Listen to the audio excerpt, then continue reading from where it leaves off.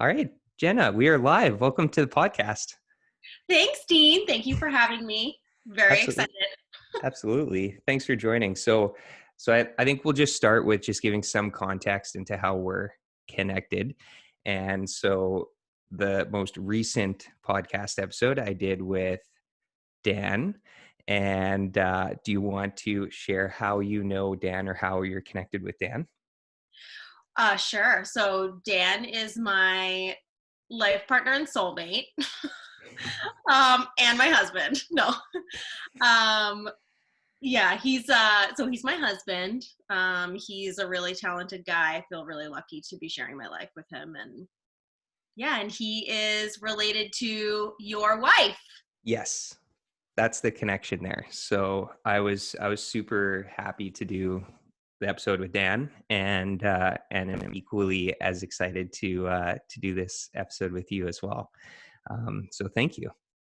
Thank you. Yeah. Yeah. So you guys are in Philly right now, but I thought we'd just start way back when and just ask where were you born? Okay. Well, I was born in Boston, Massachusetts. Um, Boston. Boston. I have successfully gotten rid of all Boston accent. I think Dan would actually disagree. Sometimes I say some words, but for the most part, it's gone. But yeah, I was born in Boston and grew up maybe like 20 minutes, 15, 20 minutes south of the city. So not in Boston proper, but just outside of the city. Okay. And what was it? What was it like growing up in Boston? And how long did you live in Boston for? So I lived in Boston until I was 18, but I growing up there was good. We actually I feel like we had a really good childhood in that we were close to the ocean, so it was a lot of nature. Like we'd go to the ocean, or my grandparents. My family's a big Italian family.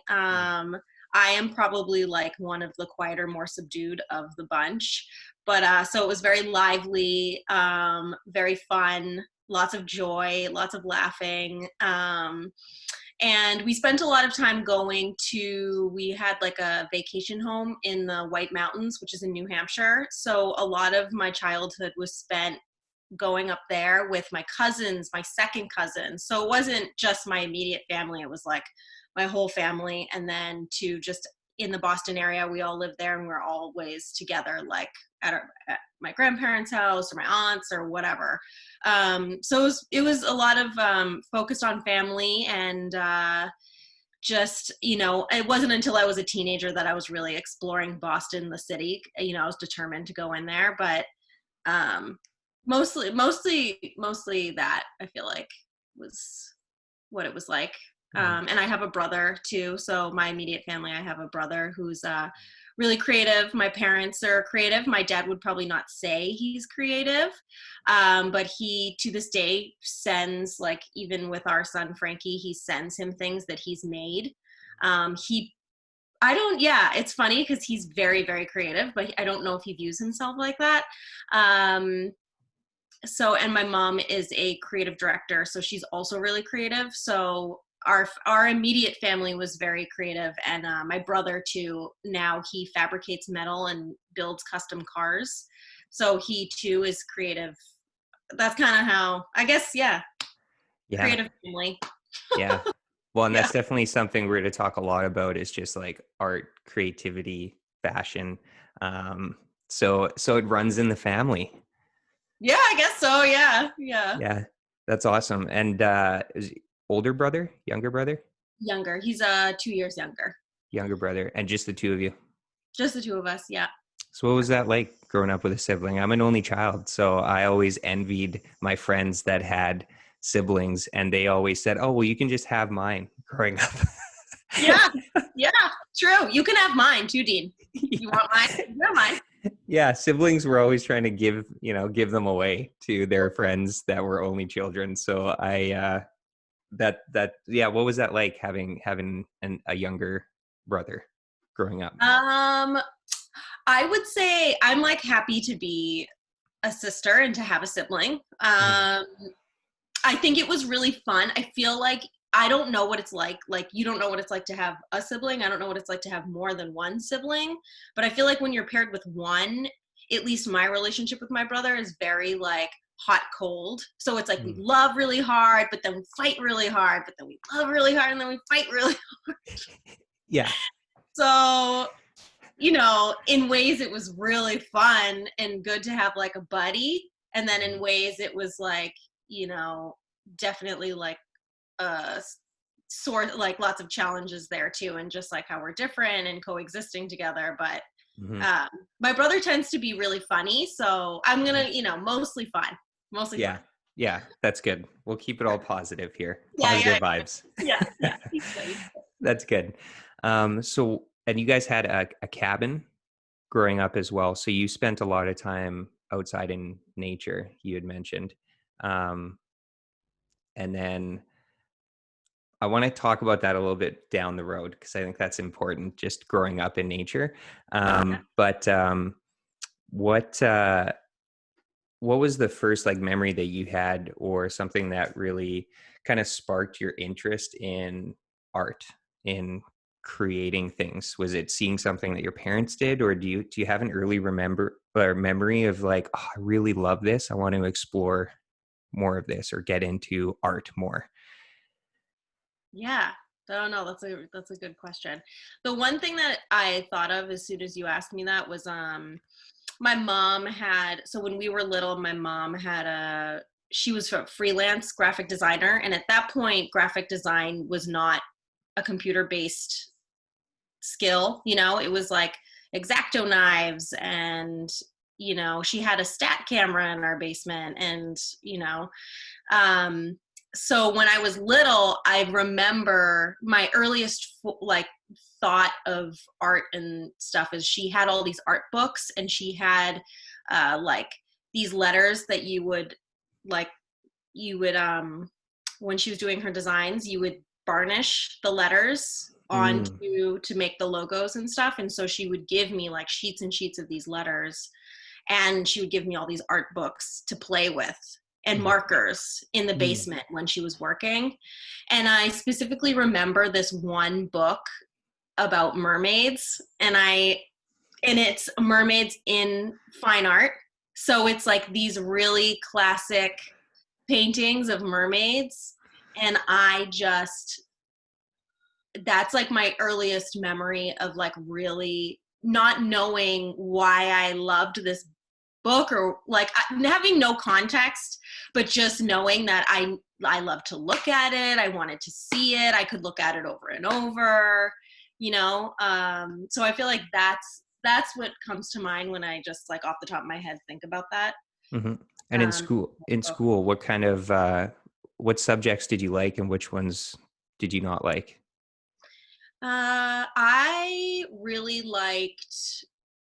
I did really like art class. I Hmm. went really far with art class. I want to say too, just that I am not like, I'm talking a lot about art, but I'm not a like formally trained artist by any means. I just think I like the creative process, no matter what that is, even if it's as simple as like, you know, doing, I don't know, making brownies or something. You know, I just like to do creative things. So Yeah. I went really far with art class. So I really liked art class. Hmm.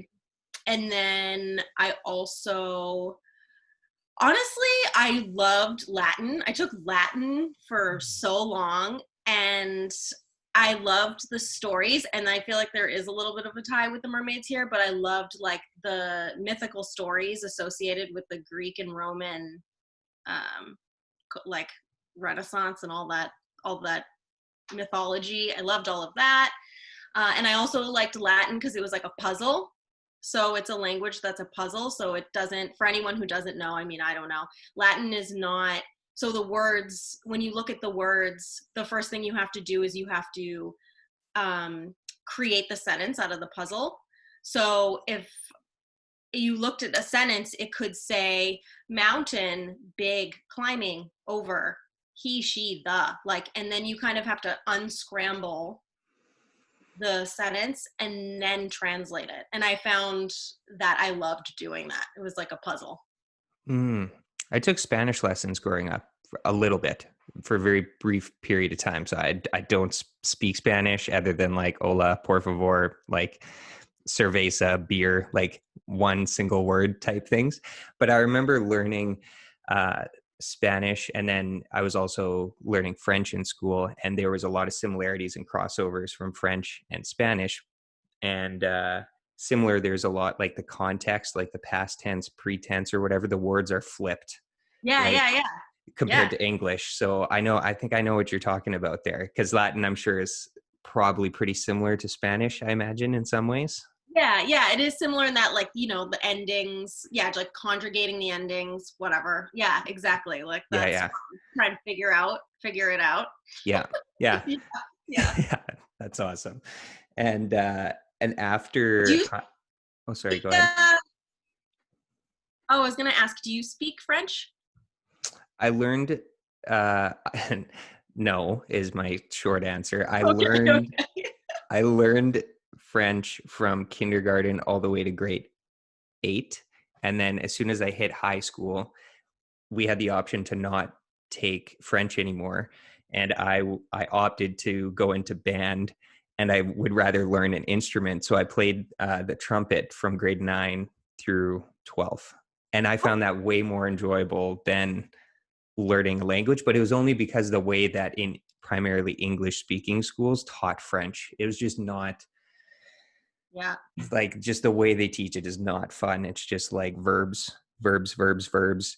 Like I don't know. There wasn't much like practice actually speaking it and having a conversation and like immersing yourself into it. Like when you go traveling, the way that you pick up a language. Like I loved speaking Italian on our honeymoon when we went to Rome. And I was just like, oh, this is amazing. Like I could see myself probably pick up Italian quickly. One, I'm older now, but I just love the language. I love how they speak. I love how they live. I love yeah, Italians. Yeah, love yeah, Italian. yeah. Yeah. So can you speak Italian as well? No, no, no. But No. I took Italian and I took Spanish when I was younger. I never took French. But no, I can't speak anything really. No. It was just fun learning it Yeah. Yeah. for a period of time, right? Yeah. Yeah. Well, I was listening to a podcast recently with Elon Musk and Joe Rogan, and they were talking about Neuralink, where he's going to basically down the road in like a short amount of time, there's going to be probably like a chip inserted in like your skull, and then you're going to be connected to like the internet, and then you're just going to be able to like download a language and then probably be able to just like fluently speak it. That's No. probably not out of the realm of possibility in our lifetime or in Frankie's lifetime. So the need to like learn a new language might not even be something that we do in the future. It might just be like, oh yeah, let's just download this language and then start speaking it. Wow. That's incredible. Scary and incredible. Yeah, that is scary and incredible. True. That's very Yeah. true. Yeah. And then after high school, where did you go? What did you do after high school?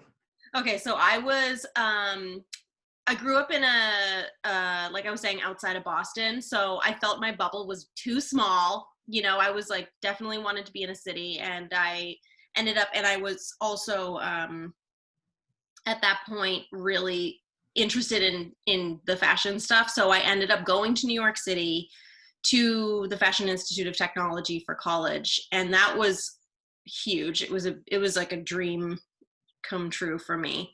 But I also don't think I knew what I was getting into with jumping from this small isolated bubble to a city like New York City. I had never even been there in my life. Like I'd Mm. never visited. My parents never took me there.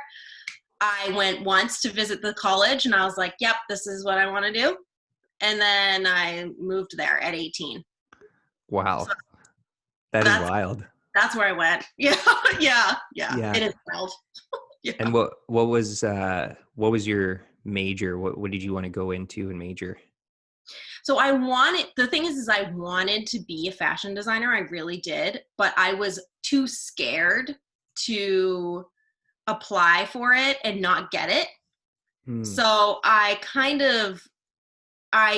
academically, like, academically, I looked really good on paper. So instead of leading with my creativity and my like wanting to do that, I decided that I would lead academically and go into fashion merchandising because I thought it was safer.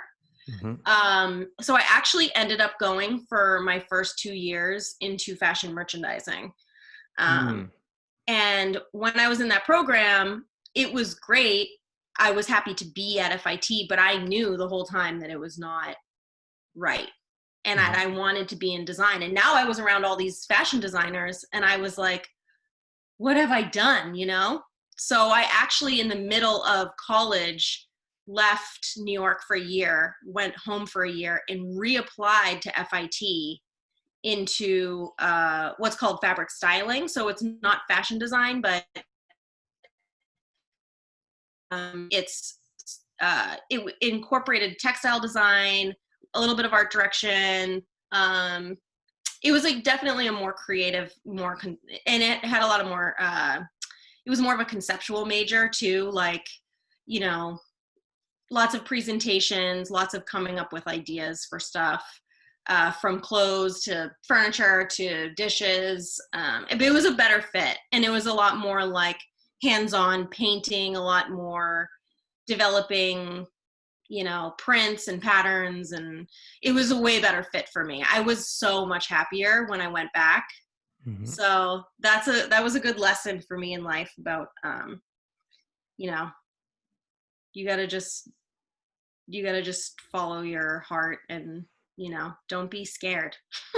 Yeah, totally. And on that note, I've talked to quite a few people lately, and I don't know, it's just been more top of mind lately is about intuition and like trusting your gut, and how like it's the same conversation worded slightly differently, but people often say like, oh yeah, like I kind of knew it in the beginning, but I went and did something else, and then it circled back around, and then I should have just trusted my gut in the beginning. So do you feel like you have improved trusting your gut over time, or do you like pay more attention to when something is happening in your body, and then you act on it accordingly instead of like shunning it? Do you do that, or do you have any like tips or anything on that note? Yes. The short answer is yes. I have definitely improved over time because I, have had these experiences where I didn't listen. And, it's true. Then you circle back around. It's like, you know, um, yeah, I definitely, the older I get, the the more I learn about myself too. I definitely have more confidence in what I feel and think, and it's easier for me to tap into the truth and kind of weed out all of the thoughts and stuff and what is real and what is not real. And that definitely has taken a lot of time and practice and trial and error. um, but one thing I definitely do now to try to get into that part is I don't try and rush myself as much if it's something that I'm not, like, if I find I'm in the weeds where it's like, when, I don't know, I'm sure you've been in those situations where you're like trying to find that gut answer, but you have other stuff swarming around and you kind of got to like sort through. Mm-hmm. I definitely give myself more space and time to sort, I guess. Yeah. Yeah, but it can be hard. It can be really hard. So you almost try to separate all the external fluff or noise so that you can pay attention to like what's going on internally. Yes. Yeah. Yeah. Mm. And yeah, and for me, a tool for me is writing. I've always been a big journaler. Like ever since I was little, I have always journaled to kind of like center myself. So I still use that tool. I think that's been useful for me. Um, I think just as I've gotten older, it's quicker for me to, get, it's quicker for me to grab that intuition than Hmm. when I was younger. Hmm. I recently heard that it was Tim Ferriss podcast, and he was talking about like how to trust your gut intuition, and he says he heard it from, I can't remember who it was, but it was if it's not a full body yes, it's a no. And what he was referring to is if it feels, whether or not you should or not do something in your head, in your heart, and in your gut, in your stomach. And so if like one of those three components are off, then it's not a full body yes. But if it feels good in your head, if it feels good in your heart, if it feels good in your stomach, then proceed. And if not, then maybe like look into why one of those parts of your body is telling you hold on, or maybe don't move forward. Yeah. Ooh, that's good. Isn't that good? That's really good. That's very, very good. Yeah. Yeah. But I think that combined with also knowing when to, okay, something's going on, I need to clear out the noise or the fluff or whatever to be able to focus internally, I think is really good as well. I like that. That's Yeah, good. yeah. I tend to for me, like I tend to live in my head a lot, so I find myself in the weeds pretty often. But I do agree, I totally agree that with him that definitely like getting into your body is definitely an indicator too, like you're saying, Mm-hmm. Mm-hmm. like really taking time um and sort of like even just getting alone, taking a walk where you're in your body and you're alone. I mean, that's really good too. And probably Totally. like, yeah, you can see if those things are Mm-hmm. aligning or not. Yeah, yeah, Mm-hmm. yeah. I love Yeah. that. I want to listen to that. Yeah, yeah. Yeah. And anything that we talk about too, I'll put in the show notes as well. Like I did that with Dan's episode, and I'll do that with ours as well. So everything's just linked up over at simpletounderstand.com. People can check out, FIT and other things that we talk about, where Boston is, Yeah, if cool. they don't know. Yeah, yeah. Cool. Yeah. So what was the environment like going from Boston to FIT, like going to New York and school? Like that's a big change, and we visited New York a few times, but only in very short doses for small periods of time. But what was it like going to school there, and what was it like with like your classmates, and what was that whole experience like for you? Well, I really did not realize this like massive, life change. I didn't realize at the time, what a big decision I really was making in choosing New York City. I'm so happy that I chose it, but definitely when I first got there, um, I was totally, I don't even know. I guess I was just overwhelmed, for lack Hmm. of a better word. I was just overwhelmed with how many people were around me, how many options there were, how many, and then being 18 and sort of trying to also like you're still developing kind of who you are still at that point. It was a very like big ocean for me to try to swim in, I guess. So there was that, but also just at FIT, and being at such a creative college, and I did in my two-part gut instinct thing there, like Hmm. I was correct in the fashion creativity realm, but I was wrong in the like, so that part of it I did get right. And so I was able to meet some really great people, and I found it was easier for me to find I felt more connected to the people around me than I did in my smaller like town outside of Boston. Hmm.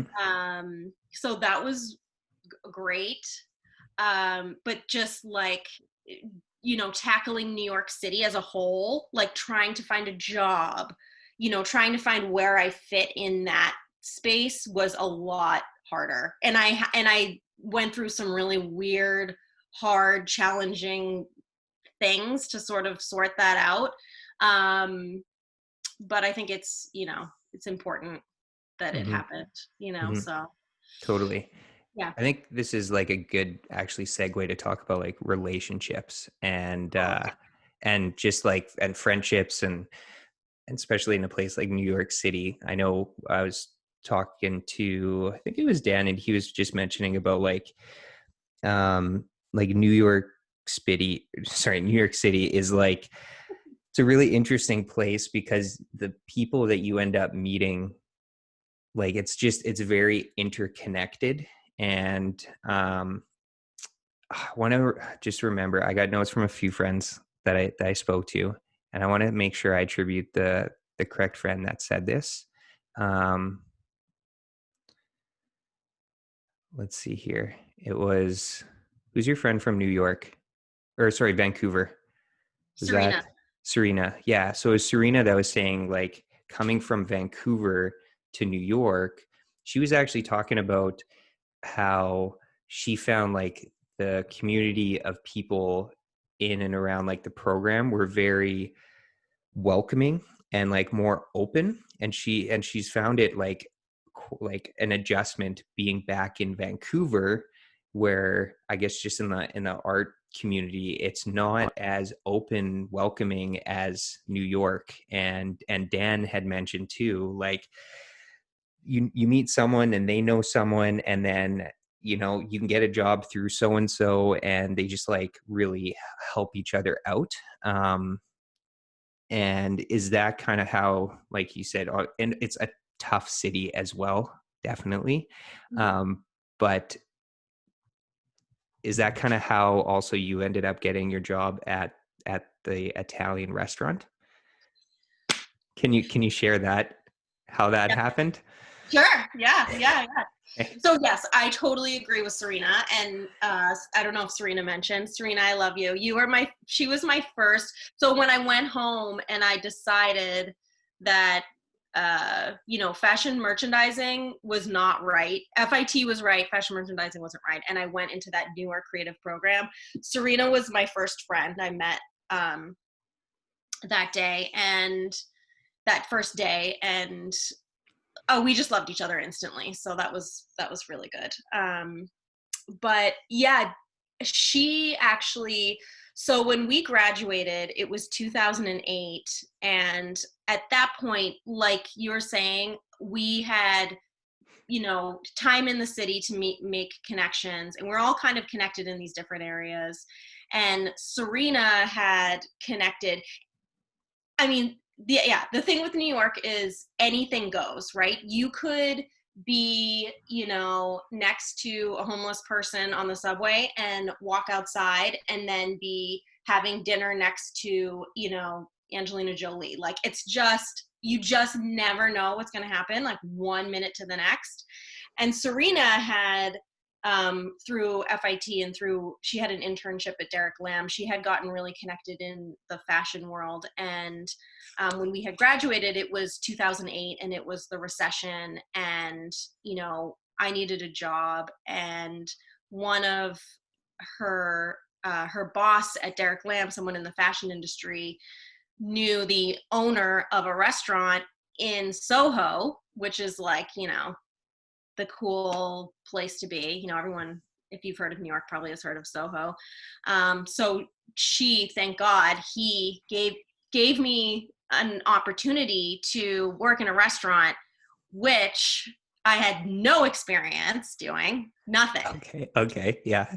So yeah, that's how I ended up at the restaurant. Yeah, and for people that haven't been to New York, like Soho is beautiful. There's it's kind of swanky, right? There's a lot of stuff going on, a lot of like movers and shakers and things going on in Soho. Yeah. And Dan mentioned that there was a regular customer of yours in one of the restaurants. And do you want to mention who that was? Sure, Because sure. you're, yeah, Yeah, sure. yeah. So yeah, like I said, anything can happen in New York City. And one of my regulars, because I had the worst, let me say this though, I had the worst shift. My shift was Tuesdays and Thursdays daytime, which is basically the worst shift in a restaurant in New York City. I mean, are you kidding? It's the worst. So, but my regular was David Bowie, and he and I were buds, like a little bit we were buds, because um, you know, first of all, all the celebrities I had seen in New York, whatever, David Bowie literally made my stomach drop when I realized who he was. I was like, and I was like, what do I do? I don't know what to do. It was the only time I ever got really, really starstruck, but I was like, no, you just treat him like a regular person. It's going to be great. And because I did that, he really liked me, Totally. and he was really like, just really sweet guy, as you would imagine, just like kind. I don't know. Yeah. Yeah. And for the short times that we visited, we have those type of stories where you just run into people that are like, oh, like I remember we Yeah. went to ABC Kitchen and went out to eat, and then Jade went into the washroom, and then Jake Gyllenhaal just like walked in to the front entrance, and I was like, oh, like that's really cool, like that's Jake Gyllenhaal. And we like made eye contact, and I like, we're from the prairies in Manitoba, so we're like, you never see that in Winnipeg, like never. And so we made eye contact, and I just played really cool and just kind of like nodded, and then Jade came out of the bathroom, and I'm like, Jade, like Jake Gyllenhaal's over there. She just walked in. I'm like, just be cool. And right away she's like, what? And Yeah. she just like, I'm like, oh, not cool. Like just totally blew our cover. Now we're not just like we're fanning, we're fanning. It's just like, Yeah. oh. Yeah, that's So okay. They're used to it. They're used to it, right? They're used I'm to it. I'm sure. I'm sure. I was just like, oh man. But that stuff happens. You can just walk into a restaurant and yeah, David Bowie Yeah, can show up at your table and whatever, right? So it's very New York. yep, That's definitely. so cool. That's so Yeah, yeah, cool. that's cool. That was a really cool New York experience. Like, it was special. Yeah. Yeah. Um, and actually I want to share with you some nice things that Serena had mentioned about the first time that you guys met in school.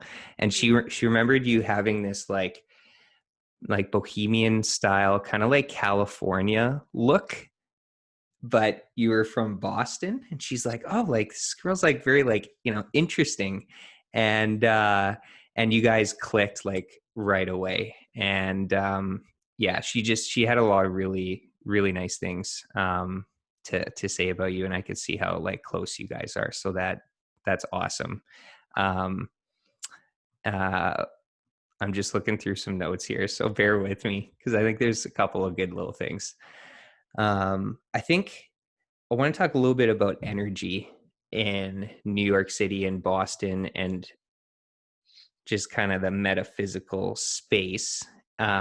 What does like, I know it's more of like a feeling, but if you had to put some like words behind it, like what does energy mean to you, and how do you like tap into that? Because I think there's some people that are just totally oblivious to it and they don't pay attention to it. But if you visit a place like New York City, there's definitely an energy there in Mhm. the city. And what was it? I don't know. What was the energy like in, say, Boston, and how did it change going into like New York City? Oh yeah, definitely a different energy. I mean, Boston is still like it's an East Coast city, so there is like a little bit of a um like people are more direct. They're definitely more, honest, upfront, in your face, good and bad. Mm, And that definitely is in New York. But New York as a city is honestly just New York City is special. I always say, or like, I don't know, or I always think it's not really like an American city. It's like it is a global city, and you mm, feel that as soon as you are there. Like Boston, American city. Even Philly, where I am now, even LA, honestly, American cities. But New York City feels like it's a city of the world. mhm, It's just different. Some things I would say is it's definitely very busy. There's a lot of action. There's a lot of doing. I would say it has a masculine energy if I was to like use mm, masculine versus feminine. It's a lot of doing, action oriented city. Yang energy, also masculine, like do, go, create, build. I mean, that's definitely how it feels. And Mm, people, like you were saying earlier, definitely are more open to that. They want to help each other build and create. It's like everyone's in that like sort of vibe together, and you want to help each other. You're like, oh, you're building that? Oh, here, I have this for you. You go build that. Oh, you got this? It's like you share. hmm So it creates a really cool, unique experience for hmm sure. Yeah, Dan said it was a place of doers. You weren't just talking about what you want to do or what's going on. You were doing stuff all the Yep. time. Um, Yep. so what did you pick up or learn, or something that you wanted? Yeah, what did you like learn from being around a lot of masculine energy, being and I want to segue it into being a boss babe. So that's kind of where I'm going with that.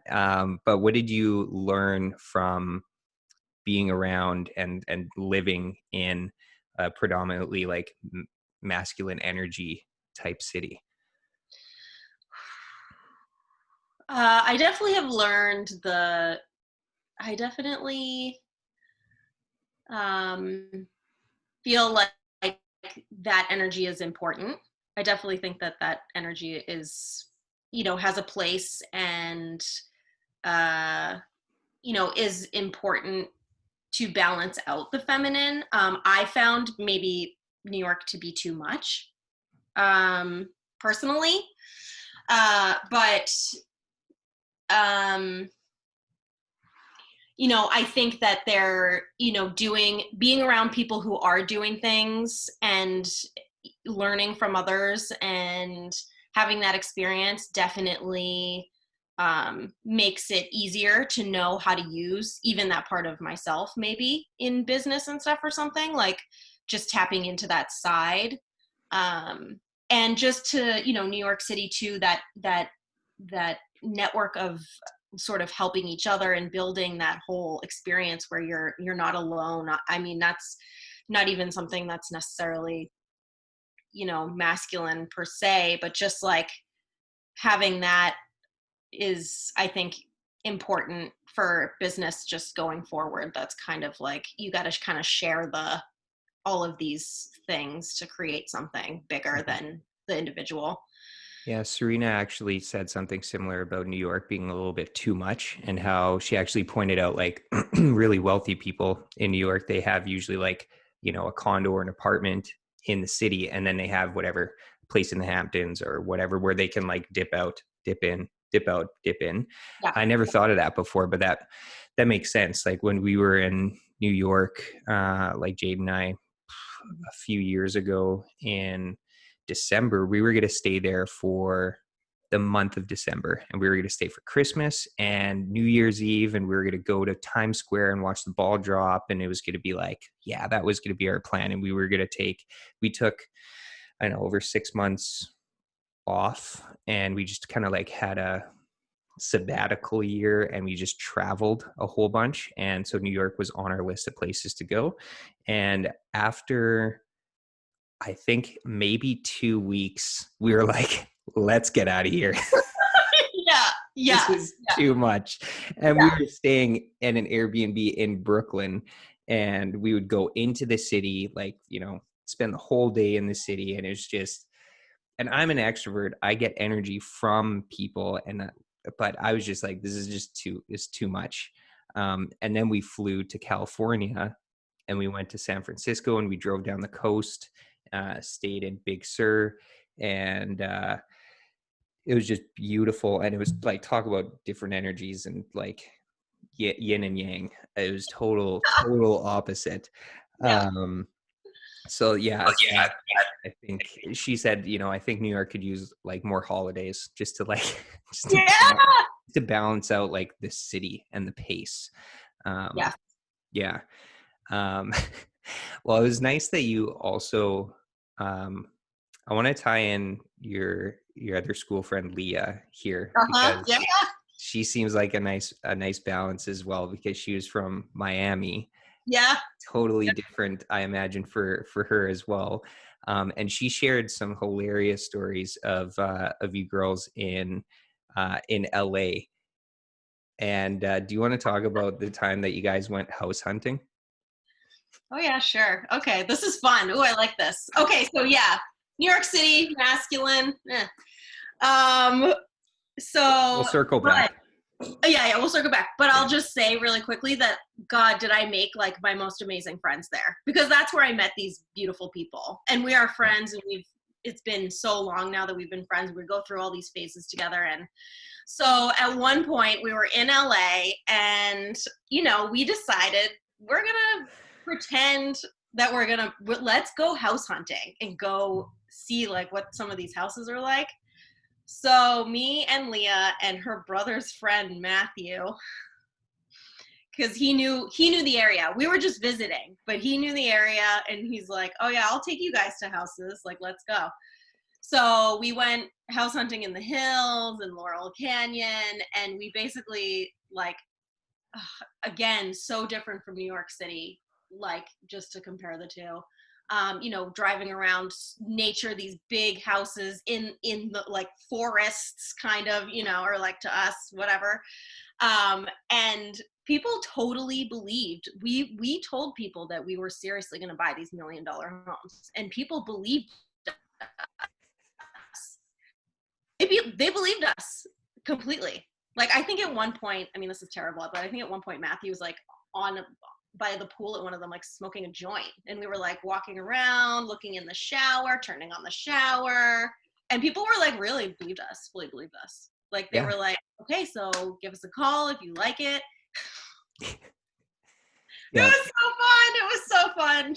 Do you remember going to one place and being shown around by, I think, the guy who actually lived in it? Oh my God, yeah. Okay, so okay.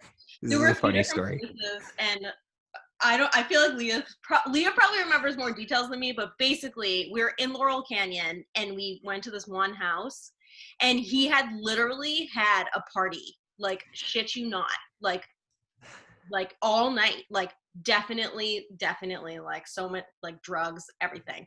We walk in, and he's like, I mean, it's a miracle he was alive, basically. And so he's like, yeah, I'll show you. No, I'll show you.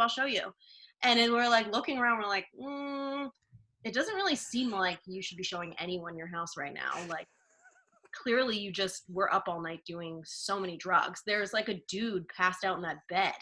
But he showed us the house as if there was nothing, as if there was not people passed out, as if there were not like drugs there. And he just like showed it to us, like, yep. I think he even took us outside and explained how like they built some part of it. I don't even know. It was bizarre. Well, Bizarre. I think she mentioned too that he was also into creating a new drink. Do you remember what that No, was? I No. don't. I don't. Remind She, me. she had mentioned that he was like creating this new drink. It was like an energy drink, but Oh yeah. Okay. but Yep. in, but instead of like Red Bull, it was like Red Turtle, which would make you chill. Yes. And instead of like get you energized, it just like kicks you back and relaxes. What a hilarious story. Oh my God. Oh my God. Yes. Like, what was even happening? That Oh, is amazing. that was Well, great. one thing that Leah mentioned that she loves about you is that you were always game. You were always just down to do like whatever, and including going house hunting in the hills and everywhere. So that is so good. Um, That's true. That's true. that's That's true. Yeah. That's awesome. And thank you, Leah, for sharing that story with me. yeah. That's a share worthy story. That's a good one. Okay, so back to New York. Um, how long did you stay in New York in total? I think I was there for a total of 12 years. Mm, A hmm. long time. Yeah. Long time. And what, I don't know if you can just list off like what are the different jobs that you had while in New York? Okay, so I started when I was at FIT. I started in retail. And I worked at first in Soho. I worked a lot in Soho. But I worked for like Fossil Watches and American Eagle, and like I kind of bopped around Soho at those kind of brands. And then I ended up in the meatpacking district. For people who know New York, this was before it became like a cool place. I worked there when there was actually like a meat house across the street, like with pigs. But I Cool. worked for this really cool woman who had started this store that was highlighting new and upcoming designers in the world. So that was very cool because it was like new people no one had heard of. And so she just had a really cool like brand idea and stuff. So that was a really cool job. I did that for a while. I think I did that for like 5 years. And watched that neighborhood also transform from meatpacking to like really, really wealthy neighborhood, which was Mhm. crazy to watch. I bet. Just a fun little fact about that was we would look out the front of the window and we would see the meat truck come, and there would be pig carcasses that would be put into this factory across the street. And then as the neighborhood started to transition and become cool, people would go there to take their wedding photos. So we would guides walking through like on the street that it was like there's like literally pig guts, like, but it was becoming cool, so people wanted to be there. But that was, anyway, it's just a fun fact about it transitioning. um Wow. and I worked at the restaurant Fly for a Hmm. second. Hmm. And then I worked at Gilt Group, which was a job that I got through Leah. Leah's family friend worked there, and it was the recession, and they were actually, their business model, because it was based on sample sales and discounts, was thriving. So I got an internship there, Mm. and that kind of brought me into like photo shoot world. So I worked at Gilt for a while until I left, was on the West Coast for a year and a half with an ex-boyfriend, where I also worked in photo shoot stuff. And then I came back and I worked as an art director for, and then I started working for like Amazon, Bloomingdale's, all on photo shoot type of stuff. And Mhm. yeah. I also started a magazine in there. Yeah, well, actually, I was gonna like tie in because I spoke with Laura as well. So how? Let's talk about that a little bit. How did you get into that, and talk about like more specifically your role in the magazine. So I was working at Gilt Group at the time, and I was an associate art director, and I met Laura. She was on set, she was styling, and we really hit it off. And so she had a meeting with me one day, and she said, I have this idea for a magazine. I want to know if you want to do a story. And so it kind of started where it was just like, oh, will you art direct a story for it? And when she told me the idea, which was to create this magazine that was going to highlight people making things and then the objects that we collect and what they mean to us.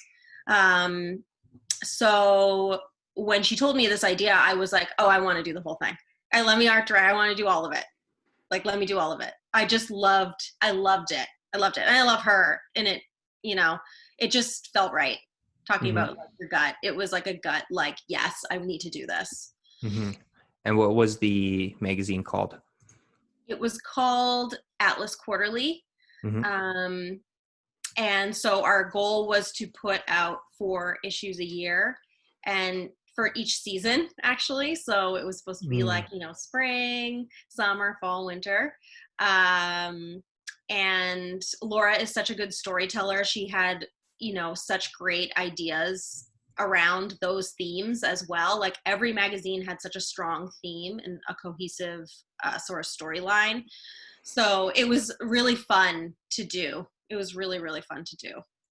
She had mentioned too that it started to get picked up in places like Sweden and like not, well, I mean, talking about how global of a city like New York is, you can really branch out Yeah. geographically as well. And it started to reach out in these like places in Japan as well was another one. retailers started to pick it up. And I think she mentioned also that the first issue was in February 2012, Mhm. and um, you guys did a Kickstarter campaign as well. Yep. Yep. Can you talk a little bit about that as well? Yeah. So we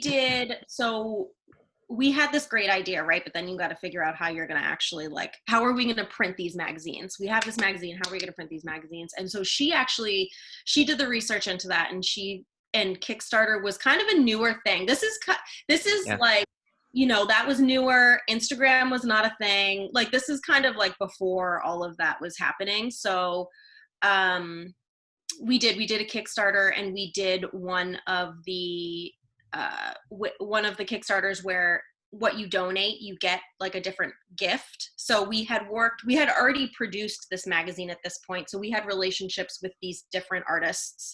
And so we had a kind of a gift for each donation tier. And we did it. We made our goal, and we printed these magazines, which was, something I had never done something like this. So I was scared and excited at the same time. So, but it was a hit. People really liked it. And I think that just goes back to like the foundation of the idea, and just like how everyone can kind of relate to, the things that we own, whether it's like, a lamp that your grandmother passed down to you, or a cutting board that's like someone made and really cares about. I mean, that's what really it was about for Mhm. us. So, but the first issue, it's so funny to look back, because it was like, oh, we worked so hard on that thing. For sure. And can you talk about, like, for you have to go through a creative process, right? And sometimes things don't go as well as you're hoping, or it's just not flowing or whatever. How do you work through when the creative process is not going your way? And I think Laura had mentioned about a time about a photo shoot. And I don't know if it was the first photo shoot, but it was a photo shoot that just didn't quite go as well as you guys were hoping. And I think it was in Seattle. Oh yeah, that's right. That's right. And it doesn't have to be that specific example, but when you're going through something like a photo shoot or whatever creative process you're going through, and it's not really flowing, how do you work and navigate through that? Oh man, that's such a hard feeling. It's a really hard feeling for, to go through, right? I mean, I'm sure you felt it too. It's hard. Yeah. In that situation, which, we've actually just recently had a situation like this week too in our business, Dan and I. But that Mm. situation with the magazine, we sort of like we would trust our gut in partnering with people, and that's all really you can do is trust in the process, right? Trust in the people that you're trusting, and kind of go with it. And sometimes it's true, it doesn't really work. I know with that photo shoot, we had some people in the Seattle community who had found through friends that we felt really good about, and we trusted them to kind of execute the story. And so they went out, and we gave them a brief, and then they came back, and we were like, okay, not it. And so that's a hard conversation to have. Yeah. But in those situations, right, the best thing you can do is just be honest, and just be open to hearing, what maybe they were going through, and try and go forward from there. So that's what we did. We did a second photo shoot, I think, with them, because we really believed in them, and, wanted to really make this work. So I think not giving up on people too is important there. But Hmm. so we did it a second round. We did a second time around with it. And then ultimately, I think, again, we couldn't run the whole story. And it was another hard conversation. Yeah.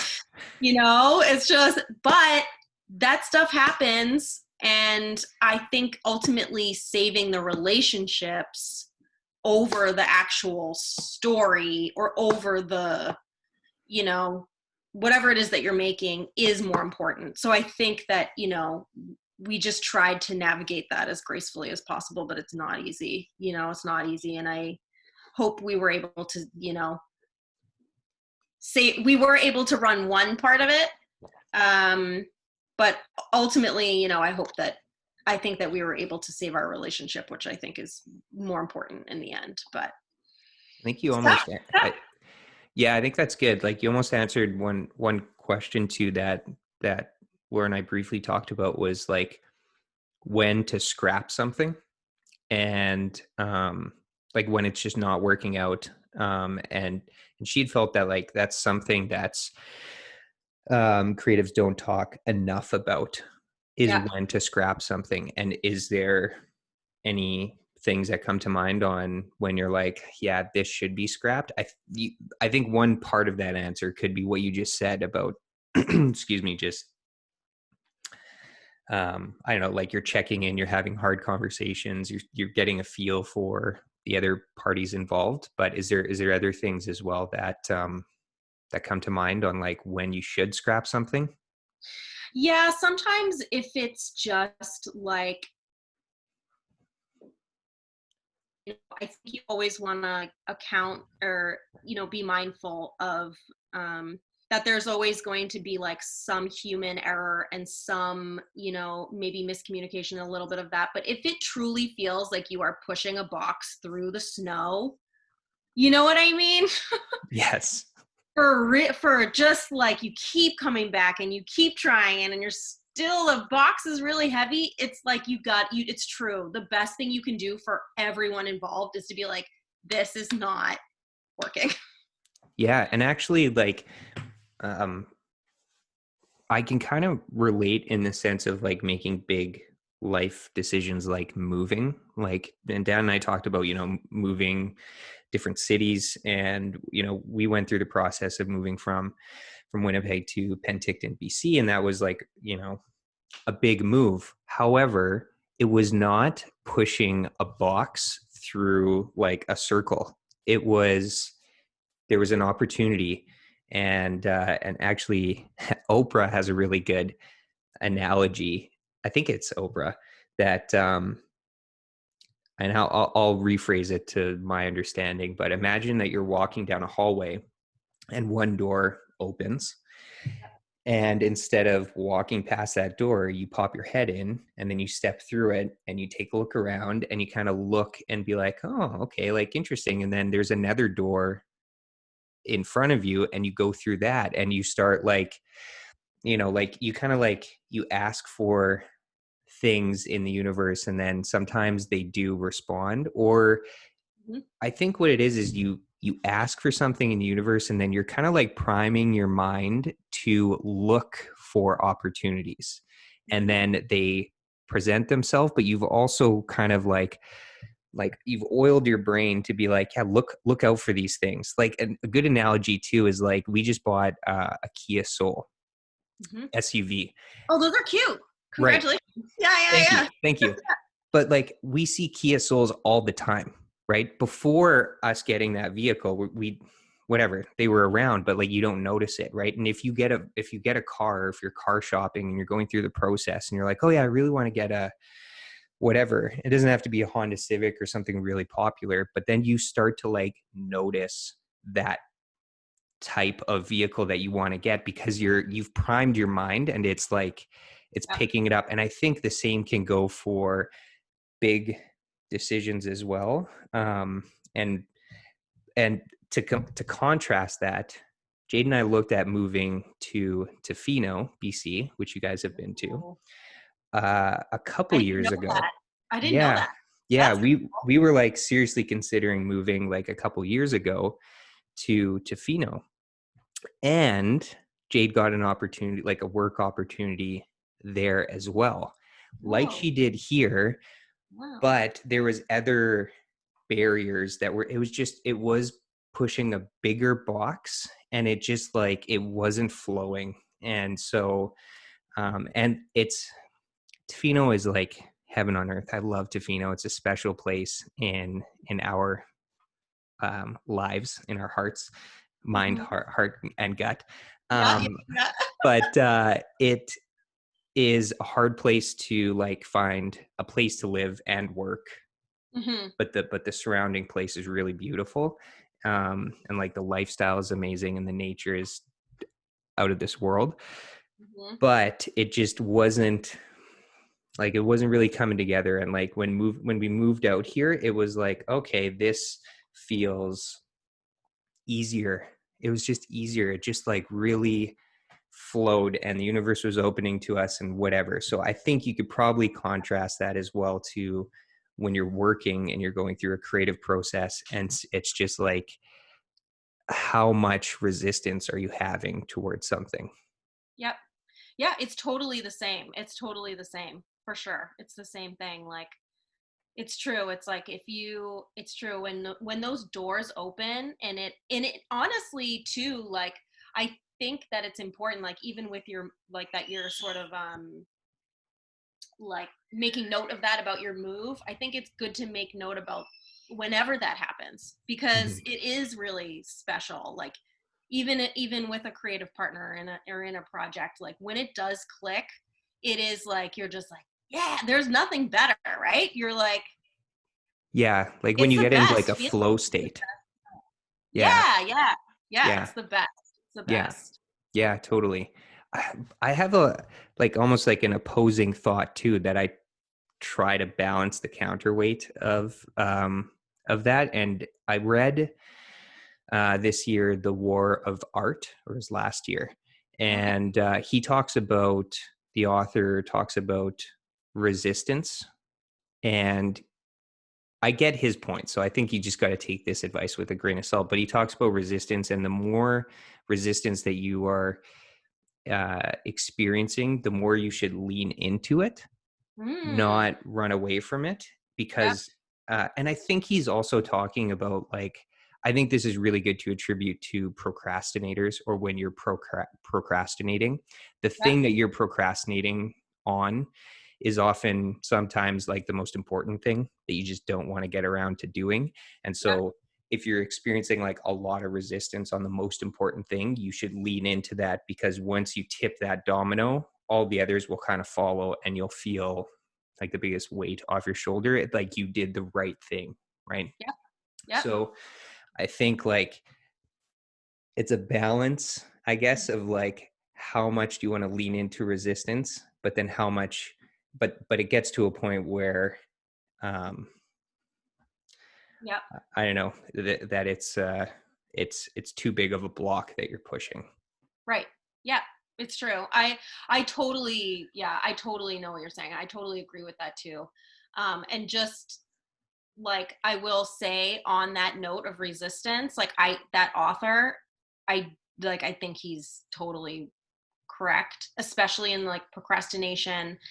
Also too, I find sometimes that does show up with big life stuff, like, just to go back to moving, like, when we bought our first condo, I had so much resistance because I had never bought a house and I was scared. Mm, It's true, it's kind of like you got to go, and really Dan helped, like, push me through it. mm. But again, it's true, it's sometimes it's like, yeah, recognizing when it's too much, and like how to recognize that, if that just makes it not right, or if that just means that you need to go harder. It's true. It's like, Depends on the space too, the context in which you yeah, applied. If it's something that, like in your case, you just never thought about it and it's new, then yeah, it's just maybe like your instincts of being like, I don't know, so I'm resisting the unknown, right, right, right. right? Yeah. Jade and I just talked about this as well, and she thought she totally would. It was almost like word for word what you just said about getting our first house. And I've always been a big fan of real estate and investing, and so I was very comfortable to be like, this is going to be good. Let's get into the market. Let's get a house. And now she's like, I'm so glad that we actually did that and that we have a place. Um, but she probably wouldn't have if it was just like just her, like. Yep. So Yep. Yep. yeah, Totally. yeah, Yeah. it's that yin and yang. That's what it It is is. the yin and yang. That's why it's good to have, you got to have that life partner, man, because they push you to do things that you're not comfortable with. Totally. Absolutely. But then you look back and you're like, oh man, you were right. Yeah. Um, and I want to touch on just a couple really cool things that Laura shared that you guys did in the magazine. One of them was um, you guys did these portraits on glass, wet. It was like it was a camera that was like a wet plate collodion or something, and it was 100-year-old camera Yeah. that the picture came out on glass. Is that correct? Yes, that's correct. That's correct. Honestly, I don't know the technicalities of this, but Yeah. essentially, I want to say it's a tin type. But yeah, essentially uh it's on, yeah, it's on glass. Hmm. Um and it's that effect, it's like all of those old photos you see of, like, usually it's like of scared looking children, because you have to hold the pose for so long that's why you're like, oh, that's why everyone looked so serious probably in all of these photos, is because you literally have to stay still for so long, Right. in order to get that photo to come out. Yeah, yeah. And she also mentioned, I just wanted to point out two things that I thought was really cool. You guys also did an underwater photo shoot. Yes, we did. How how was that? How, like, that's so cool. Oh yeah. Okay. So I'm not gonna remember her name because I'm really bad at names. Me too. Just very Me bad. I too. can't remember names. Um, but this photographer Molly, I know her name is Molly. She's located in LA. She is an underwater photographer, and her specialty is she does like fashion shoots in the water, and that was one of the coolest photo shoots we have ever done. Like, just the we all, it's like we never think about this, but we're all living in this atmosphere of air and gravity and blah blah blah, all this, and then to do a photo shoot where all of those elements are different. Water is such a different medium. It just produced very cool, like, really cool results. Yeah, it Yeah, was that's cool. so cool. That's a cool one. That's so cool. I thought that and the 100-year-old camera, like that's so cool. That's Yeah, awesome. yeah. Yeah. We did like to experiment, and it was really fun to do the magazine as a project, because there was a lot of room for experimentation and collaboration. Like, the amount of relationships as well that came out of that project is probably one of the best things that came out of it. Mm. Just how many great people we got the chance to work with, whether it was a photographer or a stylist or a maker, or just all of these, in all of these different places, Hmm. was just a special experience. Hmm. And then you also worked at is it Urban Outfitters? Yeah, yeah, Is that right? yeah. And Dan's so funny. He's like, if um if you ask like Jenna like where she worked, she would just be like, yeah, I worked at Urban Outfitters. But you were the art director of Urban Outfitters, right? So what did that role what did you have to do in that role? Kind of describe for people that don't know anything about like what an art director does. Like what were you responsible for? So at Urban Outfitters, it's true, Dan, he's always, he's the best. Um, Yeah, yeah. in that, so yes, I worked as the art director for the home part of the business. And that was my most recent job, I would say, a corporate job that I just left in January, actually, so very, very recently.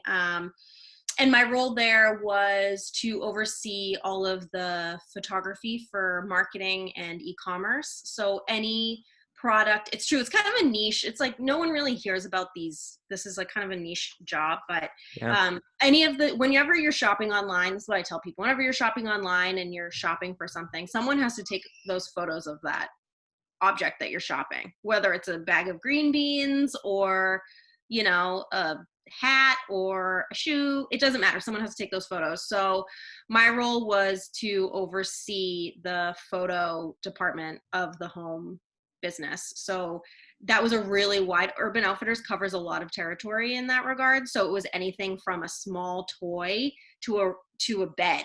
So in that way, it was, I loved that challenge. There was a lot to explore in there because there was so much diversity of product, and so many cool stories to tell that it was such a great job to have. Mm-hmm.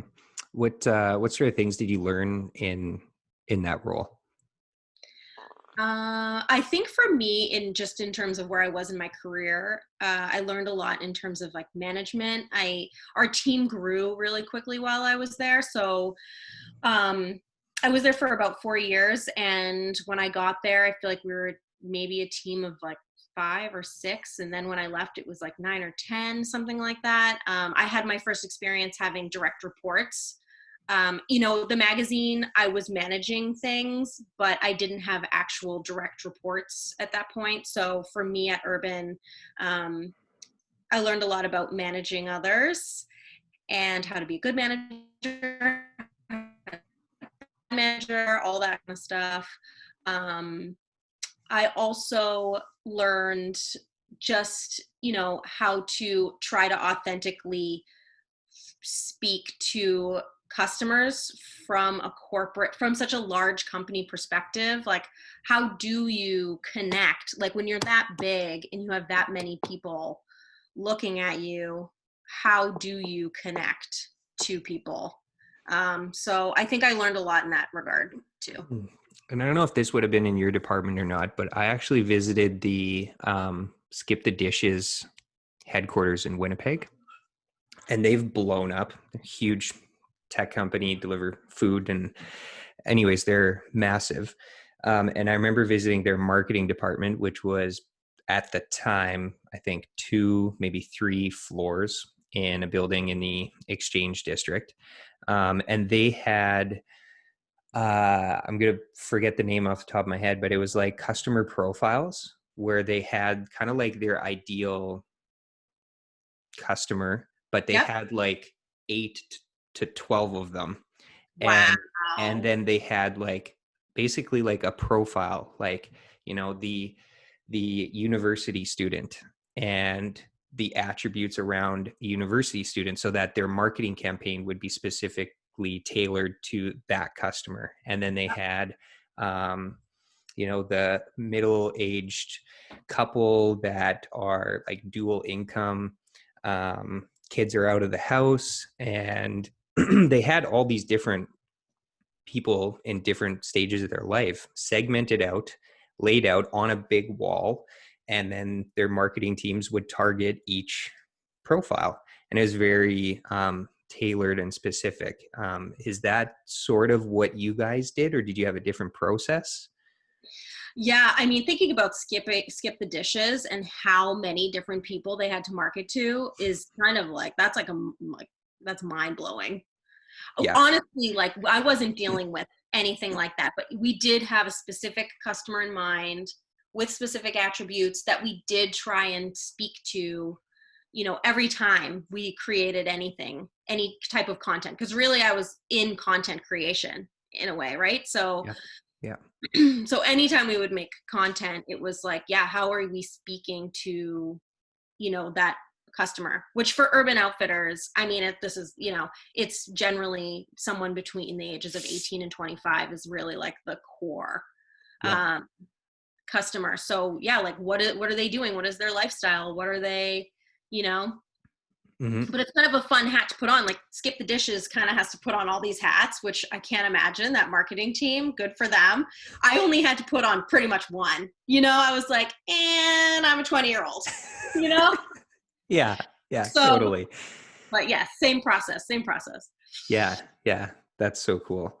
Um, and what sort of oh, let's just talk about what you guys are doing right now, you and Dan. Okay. So Dan and I, my husband Dan and I, we have recently started our own business. We started a design build home renovation brand, we'll say, here in Philly. And we decided that Dan is very talented. But we are opposite in a lot of ways, and he is a doer. Dan is a doer. He gets shit done, and he is a very skilled crafts person. Mm-hmm. He is also a really great manager and teacher. I feel like those are his best, like he's so good at that stuff. He's a good mentor. I could Yes. see him being a really good mentor. Yeah, great mentor. Yeah. He's very good at teaching anything. Like he's just very patient and very good at explaining. He's really good. Mm-hmm. So we kind of decided to combine. When we started to have a family, we had Frankie. We were going to have Frankie, and we decided that with the addition of a baby, that we really wanted to kind of have more flexibility. Also, our families being from two different places, him being from Winnipeg, me being from Boston, we were like, we want the flexibility to travel with our, to go either place. So we kind of decided that it might be a good idea to join forces, because I tend to think Dan is very detail oriented as well. So detail oriented. I mean, he notices when we walk in the house, he notices if the picture is off. Like I'm like, how do you even see that? Like that's just, I'm very big picture, more so very much in my head, thinker, visualization, like that's like my thing. And Dan is very like a doer, execution. So we decided to combine forces on this business called Fitzwater Interiors. Mm-hmm. And we're really excited about it. We're excited to see where it goes, to see what happens, to grow. It's exciting. It's an exciting time. It's very exciting. And you guys definitely have that complementary skill set. You can think big picture and envision what it's going to look like. And then he'll pick out all the little details and then work on them. Yep, exactly. Yeah. Yeah. And we know, let me say this from a relationship perspective, we know from cleaning our house together that we cannot do the same task. That's a good point. We picked this up very early on in our relationship and have actually made a list. We've actually divided our house chores into two separate lists, and we're not allowed to clean in the same room at the same time. I love that. What other tips do you have for couples that go into business together? I mean, really, it's like communication.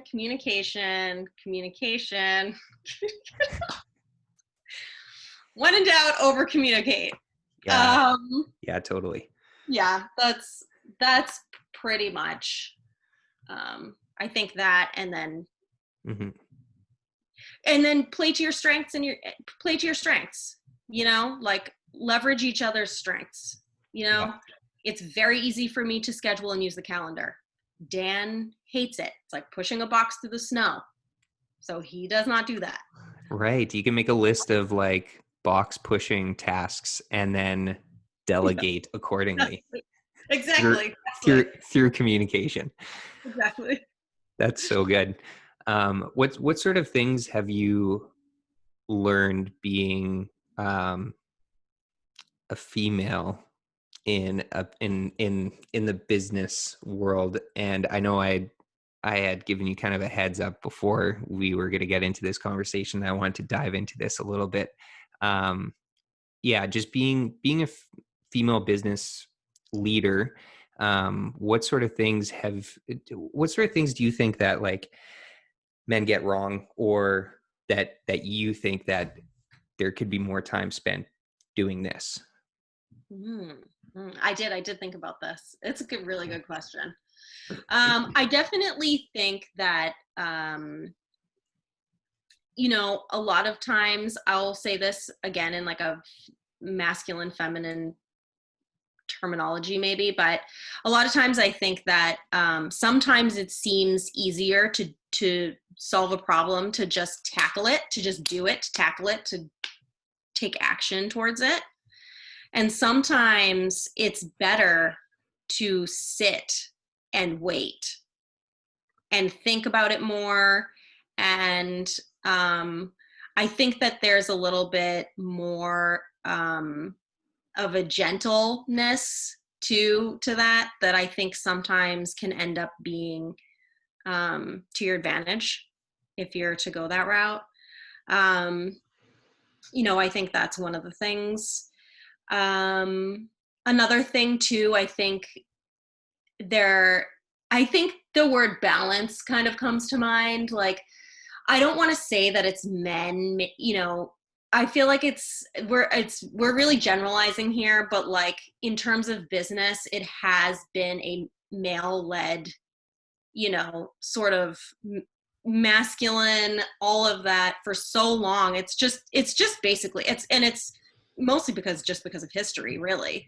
And I think that right now is a really special time because we're seeing a lot of more females like kind of rise up and stuff. And I really think that, the female, I think right now, and now I'm making it even more like broad, but I do think that the female perspective is sort of, I think, what we need right now is we need to be waiting. We need to be more compassionate towards people. I do think that's something that comes easier to sort of a female perspective or kind of like that way. I think that that's something that, needs to be looked at more. I also think just balance, like in terms of like life balance too in work. I think sometimes men, again, going back to that energy of New York City, do, create, build. Like that is great. But, I think when you add in female energy, you're more strategic about that building. You're making a more solid structure if you just are taking the time, to sort of like, let's take the time, let's think about it. Like, let's, like we don't have to do. Let's just like, let's be for a second, right? Mhm. Let's be a little bit more. I think is something that could be added that would be beneficial for everyone. Yeah, and I'm also going to hit pause and just make note that you can take gender out of it completely. This can be for if you're a gay couple, if you're a lesbian Yeah. couple, Yeah. whatever. Yeah. So for anyone who's like, oh, well, they're just talking about male and female, let's just take gender out of the equation. Okay. Okay. If you have couples working towards stuff in business, like I don't care about gender in that. I'm not trying to Yeah. say, Yeah. oh, yeah, all females, that like we are generalizing. Just take the silver linings out of this conversation. So for anyone listening, let's just put that bed to rest. Okay. Um, Yeah. but I think two things popped into my head. One was I remember reading a book called Men Are From Mars, Women Are From Oh Venus. my God, you read this? This is amazing. Yes, Okay. I read that book. But one thing that I remember from that book, and I remember I've also had this conversation multiple times with Jade, is that men typically, when there's a problem, put their Mr. Fix-It hat on and they want to fix it. They want Right. to do something because there's a problem and you need to fix it. And Yep. to your point, that Yep. is actually that's perfect advice. You should sit with it. Sometimes, guys, you Mhm. don't need to fix it. You can just actually sit in this uncomfortable, unfamiliar space with your partner or whatever. Take the gender out of it. You Yeah. just sit with the partner and just you don't have to fix it. You don't have to do anything, but just be present, be there with that person. And I think that's what you're Yeah. trying to say. Yes, that is what I'm trying to say. That is exactly, Dean. Yes, that is what I'm Yeah. trying to say. And I like, and that's like a default in my head. Like I have a hard time with sometimes just like, I don't know if you ever have like an argument or whatever. I find it, my first thought usually is, oh, this is frustrating. I don't want to spend energy on this emotion. Like I just like default to like, oh, it's so frustrating. This is just, I don't want to spend energy on this. And so it's it's not easy to do something as what sounds like really simple advice of like, just don't fix anything, don't do anything. To actually sit still and be present is very, it's challenging. And I think you're kind of seeing it, or it got illuminated through this whole COVID time as well. People had to sit, they were forced to like stay at home, be with like the people in their living space, and they had to like sit with their thoughts. And that can be like, for a lot of people, very, very challenging. And I think that's where kind of like meditation and being present and having mindfulness practices comes into play, because that can actually have huge benefits for when a pandemic hits and you need to be stuck inside with people, and you've been pushing off all these feelings because you've been doing so much, but Correct. you haven't hit Yeah, pause, right? correct. Yep. Yep. I 100% agree. I think it's true. I think we live in a fast world, a fast moving world, a do world. Really, we like, no matter where we are, really. Just it's, I think, the internet, everything kind of makes it all like faster. But you're right. Like, it's true. COVID has been, in a way, just, I don't want to say a blessing, because it's not a blessing at all, but just, it's been maybe an opportunity to sit with yourself. And it's true, I think a lot of people are having emotions show up that have not been able to show up because everyone's moving too quickly and they're not processing. And yeah, Mm-hmm. definitely, just, Mm-hmm. I totally agree with you.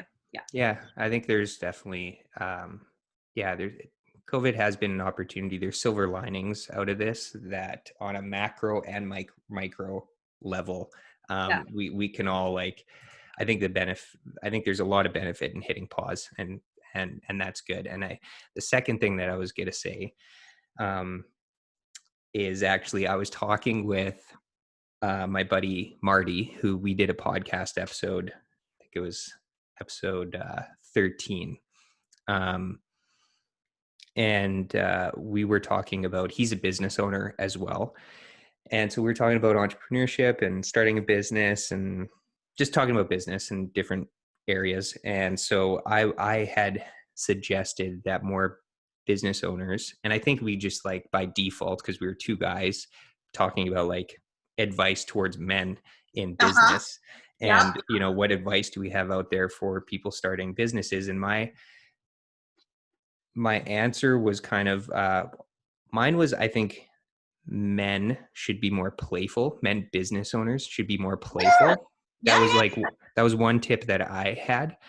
Um, and then the other thing that came to mind after the conversation, because my answer was also like, um, uh, anyways, the the thought that kind of solidified after the fact, um, that I thought of after we recorded, was actually, I don't think that more men should go into business. I think that more females should go into business. And I think that the world needs, and I'm not saying this to be like, to win brownie points and like, hurrah, hurrah.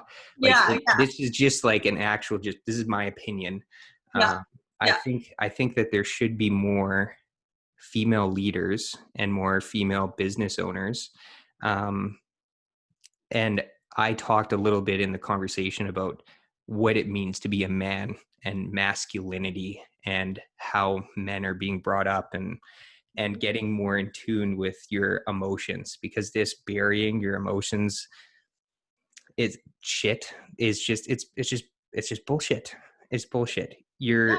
you're a human. You should feel however you need to feel.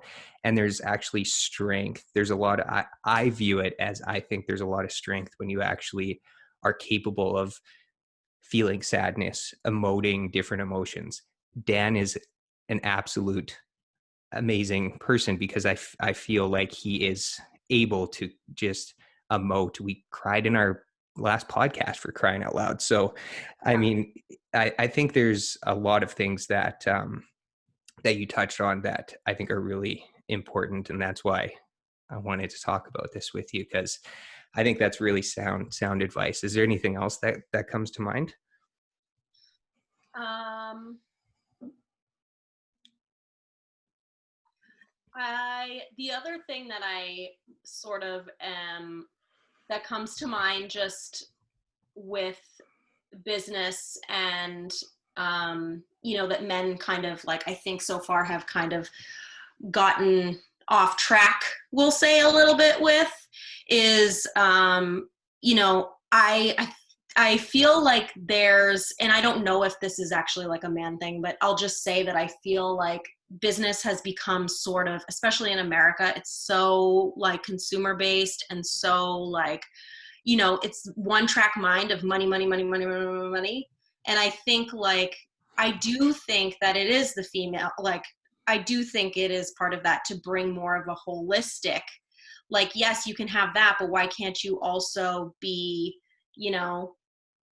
including things that help people, like helping the environment, helping like, I think that there's like, I want to go back to the idea of balance with it all, because I think that that is the main thing, is that yes, a lot of this has been, I'll say masculine because I think like you can have any range of that in you or in like anything, but I think that it needs that balance of the feminine in some form in order for these things to be like, just, to have a better business, a better like world, really, Mm-hmm. better business, better world, like it all, it's all connected and important. Totally. A good analogy actually that popped into my head was like a plant. If you have like a plant, if you have too much water and not enough sun, then the plant's not going to like thrive, right? If you take the plant as the analogy of like a business, and if you like, it needs an equal amount of like water and sun, and it's balance really. So I think that's great advice. Thank you, Yeah. Jenna. Thank you. Yeah. I know. Yeah, you're welcome. Sometimes, it's like explaining this stuff is hard, but I know it. Yeah. Yeah, Like I totally. know, but like how Yeah. saying yeah. I think too, one thing that I've been trying to say more often is what is to go back to like Simon Sinek is a big, proponent of like finding your why. And I like the stuff that he preaches. But I think like, what's your intent to going into business? Like if you're just going into business to make money, Yeah. I don't know. I just think that like Jim Carrey's got a really good quote where he says like, I wish everyone got, all the money in the world and all the fame that they wish for, and realize that's not the answer. Yeah. That's not, I'm like, ooh, I like that. Right? Like I think of course we need money to do things, and that's important. And like Dan and I talked about like businesses, and it has to be like um financially smart so that you can raise a family and do things that you want to do. And like there's stuff to like financial freedom. I'm not anti-capitalism or anything like that, but I think check your intent. You can actually I think have your cake and eat it too, if you balance in the money with, maybe, I don't know, it doesn't have to be altruistic motives, but like, I don't know, think about like accessibility, think about the environment, think about, like, I would like to um, eventually be B Corp certified in my Yeah. business, right? Cool. And Yeah. I think that's up and coming, and I think that's going to be more popular and trending Yeah. And that's Yep. great. Yep. That's a good trend. Yep. Um, and for those who have never heard of maybe B Corp certified, I think Patagonia is probably the best example on a very popular high end level of a B Corp. And they just make very sustainably, environmentally conscious decisions on how they run a business. Right. So Yep. um, I think that's important to just, I don't know, just Yep. don't all go for it like in the money. It's not going to fill the hole in your heart anyway. So Oh, it's true. It's true. And ultimately, I'm like, it's just going to fall down. It's just going to get, it's just, it's like has like one leg. It's like, it can't stand for that long. I don't know. You know? yeah, that's a good analogy. One leg. I like that. Don't build a one-legged business. Yeah, exactly. Don't build a one-legged business. Come on, people. That's so good. I was wondering if we could actually skip back because I wanted to make sure that I get this story in this podcast episode and talk about the uh, how you and Dan met. Oh, okay. Oh, I love talking about this story. Okay. Well, so Dan and I met in 2012. We met, so Dan and I met in 2012 when Laura and I had just started the magazine. We were looking for people to feature. And Serena, one of my soulmate friends, said, oh, she's like, you should definitely do this guy, Dan McRorie. He's in Brooklyn. Like, so it would be easy, we could easily, meet him, feature him. She's like, he's from Canada, but he's a really great maker. He's making these moccasins. And I think he'd be really good fit. Great, done. So I went with now my friend Diane and Scott, who's the photographer. Now we're all friends, so it's fun. But we went and photographed Dan and his moccasins, and that's the first time I met him. And when I first met Dan, we were both in relationships, so it was very much a business transaction. It was like I was doing a story on him, he was working. It was 100% business. So once we wrapped that story, it was just like, oh yeah, I know Dan and the moccasins, and that, we did that story, and that's great. And then a few years later, we had another issue of the magazine coming out, and Dan, this is the story from my perspective. Dan came to the launch party for that new issue, which now this was like 2014, so a few years, and we had done a collaboration with Knickerbocker Manufacturing on a hat. And when we went there to talk about the project, Dan was there, and we were like, oh yeah, Dan, hey. And turns out he was now involved in starting this hat factory. So we collaborated with them again, and he was at the launch party. And I remember him coming in with this box. He had a box of the hats or something that we had collaborated on. And he was like, hey, he's like, we should get together or whatever. And I was like, okay. I was like, yeah, just email me. That's cool. Like we can set up a time to meet or whatever. 100% thinking this is a business transaction again. Right. I don't know. Yeah. So yeah, I was like, sure. Yeah. Email me, whatever. So Dan emails me, and then he's like, you want to meet at this like ramen place in Brooklyn, somewhere, one of those ramen places. I forget the name. And I'm like, yeah, sure, great, yeah, whatever. So I go. I literally think this is a business thing. I remember I felt like I was like, oh, I'm taking a shower. I just don't care. I was just like, whatever. What is it? I wonder what he wants. I don't know. And then so we're talking, we're having fun. Dan's great, obviously. Yeah. So we're having fun. And then, he's like, I'm like, oh, how's your wife? And he's like, oh yeah, no, we broke up. I'm like, what? And he's like, oh yeah, this is a date. And I was like, what? This is a date? Like I had no idea that this was a date. And he thought he was like crushing it because we were having fun, Of course. Yeah. And I was like, what are you talking? What? This is a date? And then I was like, okay, well, I need a minute. Like I needed a minute. I was like, okay, wait, this is not like in my head, you were in this box, you know? This is the Yeah. married box, and the married box is like ironclad shut. So now I have to like rearrange all of this to be like, not in the married box. There was a lot of mental processing going on there. Yeah, Yeah. yeah, Yeah. yeah. So, but we still hung out. It's really funny because, you know, I was like, okay, well, I don't know, I need time to think about all of this. But we ended up having a lot of fun that night. We went to his factory. He showed me like some of the stuff they were working on. Then he like showed me like, he was like, oh, you have to see the roof of the loft. And I was like, okay. So we just like hung out. We just had fun basically. And then Yeah. that was that. And then after I had time to process it, which was like a couple of months, Hmm. I was like, hey, I'm sorry. I was like, oh, hey, do you want to get tea? And he was like, yeah, sure. Okay, let's get tea. So we went to Roebling Tea House, RIP, rest in peace. It's no longer there. Oh, Um, and I was like, ooh, this is a date now. Because now I'm like, okay, this is, I think, good. This is good. I like, he's a good guy. He's a good guy. And yeah. then, and he didn't know it was a date. This is just classic. Like, whatever. Of course, this is what happened to us. Very, very yin and yang, you guys. Very yin and yang. Not on the same page. Not on the same page.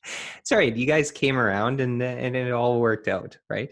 Yeah. So then when he found out, I was like, no, I like, he was like, yeah, you know, I like you, but you know, and then I was like, no, I like you too. And he was like, I don't know. At some point I was like, no, this is a date or something. And he was like, oh, great. And then it was like, done. He like, I remember he had his old Mercedes, his 90s Mercedes. And we were in his car and I like held his hand. And when I held his hand, I was like, done. Here we This is go. my guy. Yeah. I was like full on. I was like, this is him. This is my soulmate. We're done. I Yeah. mean, but you know, you get Yeah. the gist. I love it. That's awesome. So yeah. And and actually you guys have a beautiful baby boy, little Frankie. So how what what what is motherhood like, if you can try and describe it, and how is that, like, how has that changed you? Ay, ay, ay. Okay, motherhood is basically the biggest transition you can ever go through. It's just a big one. It's a big one, man. Hmm. But I, you know, I am trying to do that transition gracefully. Um, Motherhood has changed me in that it really has made some things very apparent. So, like, one, I'm going to go back to an earlier point that we made earlier in our conversation about resistance.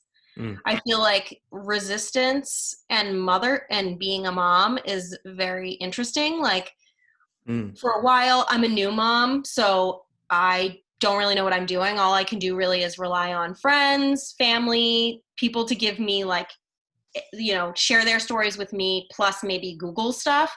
And one of the things that's a thing when you're dealing with motherhood is the schedules. How is this right? Is this wrong?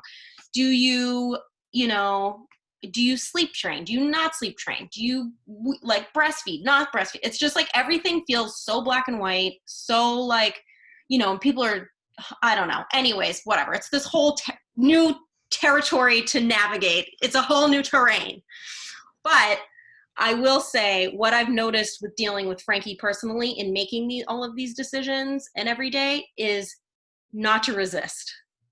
All of this comes down to not to resist. So with like napping, for instance, or even breastfeeding, not breastfeeding, just eliminate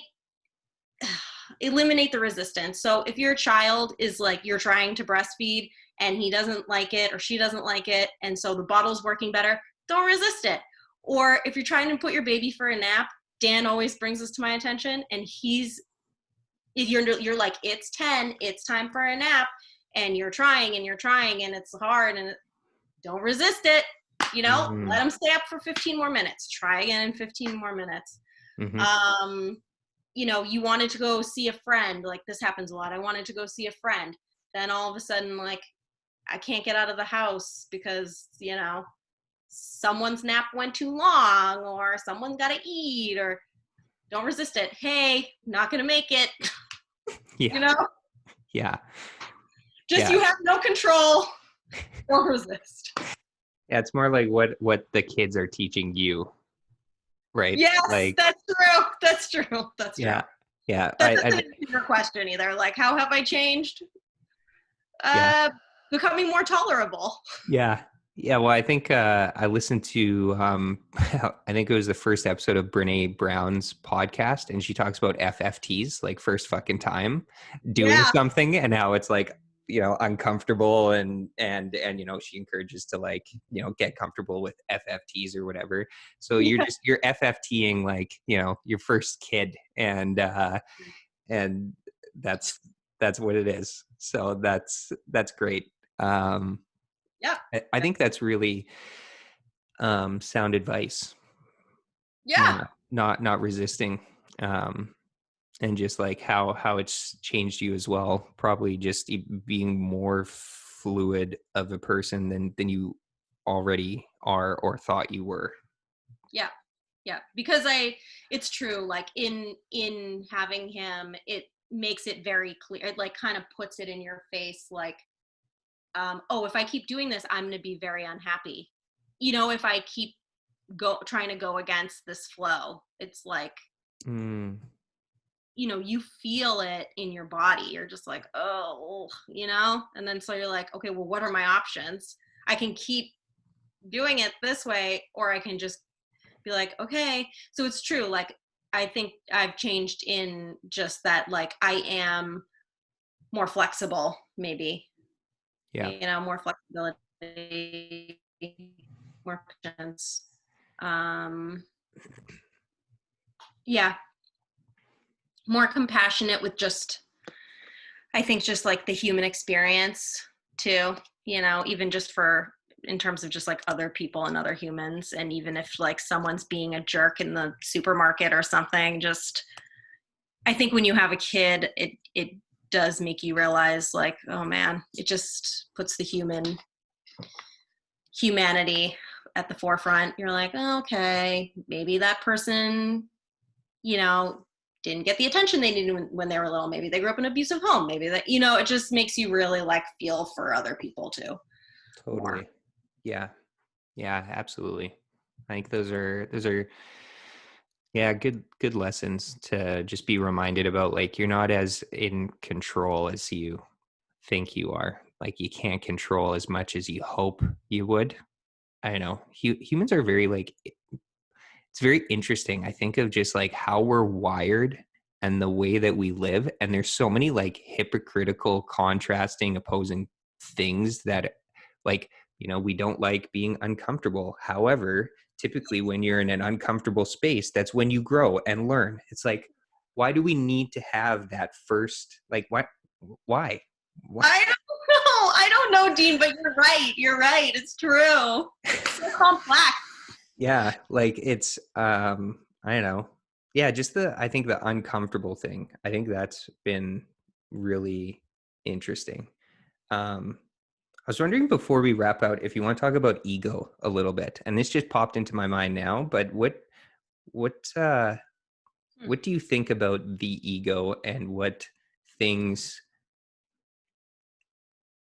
are worth maybe highlighting? Well, I think we all have an ego, for Hmm. one. I think, and I think that the ego tends to be just like speaking of being comfortable, I think that it tends to be sometimes used as a mask in uncomfortable situations. Like, it's easier to be, in your ego. I think it's easier to live in your ego. Um, so, I mean, I know that I have one for sure, and I can fall into it for sure. Try and be conscious about it, but it's hard. Um, but if I think the ego I think the ego's a trick. I think the ego seems like it's helping you, or that it makes things easier, or that it's it's an illusion that you're being your best self or something, but really it's just not. It's just a facade, basically. Yeah, that's beautiful. I think you're totally correct there. Oh, One, thanks. yeah, 100%. I think it's just it's there to protect you, Yeah. but it's also there to hold you back from stepping into said uncomfortableness, period. Um, and I don't know, excuse me, why, sorry, got to tickle my throat here. I don't know why that came up. I think it was just your point to being more compassionate towards like other human beings. And I don't know, I think it's just like, I don't know, I think it was just good to talk about and highlight like everyone does have an ego. And I think it's good to, once you're like aware of that, then you really look through the lens of life in a very different way. Mm-hmm. And Yeah. I think, yeah, I think it's just important to check in and be aware of. I've been really talking a lot lately with multiple different people about awareness and intention and like checking in. And I think I've just maybe, I don't know, taken this opportunity of COVID to actually do that. And I've created a lot during this time, That's cool. which has just helped me through this really strange time that we're living in. How have you dealt with COVID? um I think I too, like, one of the things with COVID is that, just to like segue back to like also transitioning to motherhood, is it kind of happened right after, like, I had Frankie, and being a new mom is very isolating. So it kind of rolled into COVID, which is isolating. So for me, I feel like I had a little practice round of like isolation.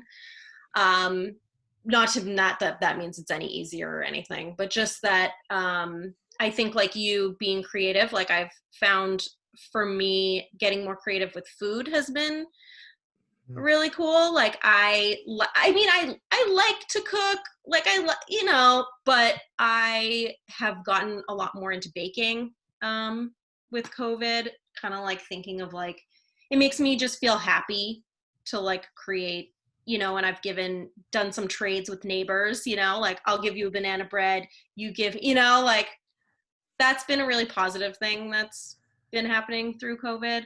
Yeah. Um, Also exercising. Like I started Tracy Anderson Okay. Yeah. from Nice.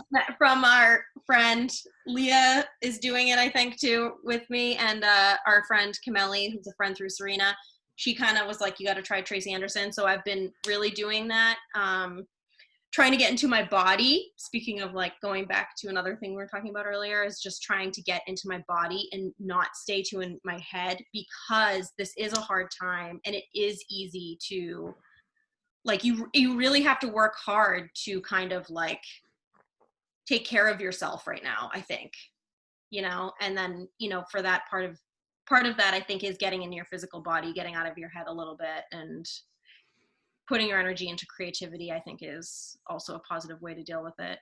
Yeah. um And I think creativity can mean anything. Like I find this creative, like creating a podcast. I find that creative. I've done like these daily vlogs where like I record myself on my iPhone for like 10 to 20 minutes and just talk about like thoughts that are swirling around in my head. yeah. It's very uncomfortable. It's weird, but it, but I feel like I'm creating something, and it's just for me. And if other people benefit from it, great, that's awesome. But I feel like, and creating with food, I've done the same thing. We've done the same thing. We've like just made new recipes with new foods, and like that's creating something. You're doing something new, which is just good. Yeah. Yeah. I have a question for you, though. Okay. I mean, it's a little question, but Mhm. since you've been creating so much with food, do you feel how do you feel about restaurants? Has been being home and like the lack of being able to go out to eat affected your, like, how you feel? Yeah, like we've talked about this because one of like our favorite things to do is we're foodies. Like we love Yeah, going out to eat. And like I don't know, like this is like first world problems. We can't go out to eat. Oh my I know, God. I know, I know. However, what it does for us is like we're able to like connect. We're like Yeah, that's time that we're able to like spend together. Where like I'm not at home doing a podcast. Like I'm not, you know, like it's time where we actually connect and we have really good conversations. It's not just about eating good food. It's about the whole experience and having that shared experience together. So I want to illuminate that. But um we've definitely enjoyed spending more time cooking at home, having more home cooked meals. Um, it's been really nice. At first, we are like, oh, you know, and like we're really craving going out and we missed it. But there's been some benefits, and definitely like our repertoire of dishes that we've had has definitely increased, and we're very appreciative of that. Um, but restaurants are starting to open up here in Penticton. So like we actually went out for dinner last night, which was wow. amazing. And we went with like two other people. So it was like four Oh people my out at a god. restaurant, and it was like, whoa, this is really weird. So restaurants are starting to open up, like the vineyards and everything around the region are starting to do like wine tastings, and their restaurants are going to start to open up. Some are still doing like takeout only or whatever, but there's some normalcy that's coming back here at least, which is great. But I want to also say that I think probably COVID's going to come back in the fall time, Yeah, probably in a big way, unfortunately. But yeah, I don't know. yeah, I hope that I'm wrong, but people still have to be yeah, safe and um, you know, stay in if you can, and just be mindful of hygiene and social distancing and all that stuff. yeah. But yeah, I hope that answers your question.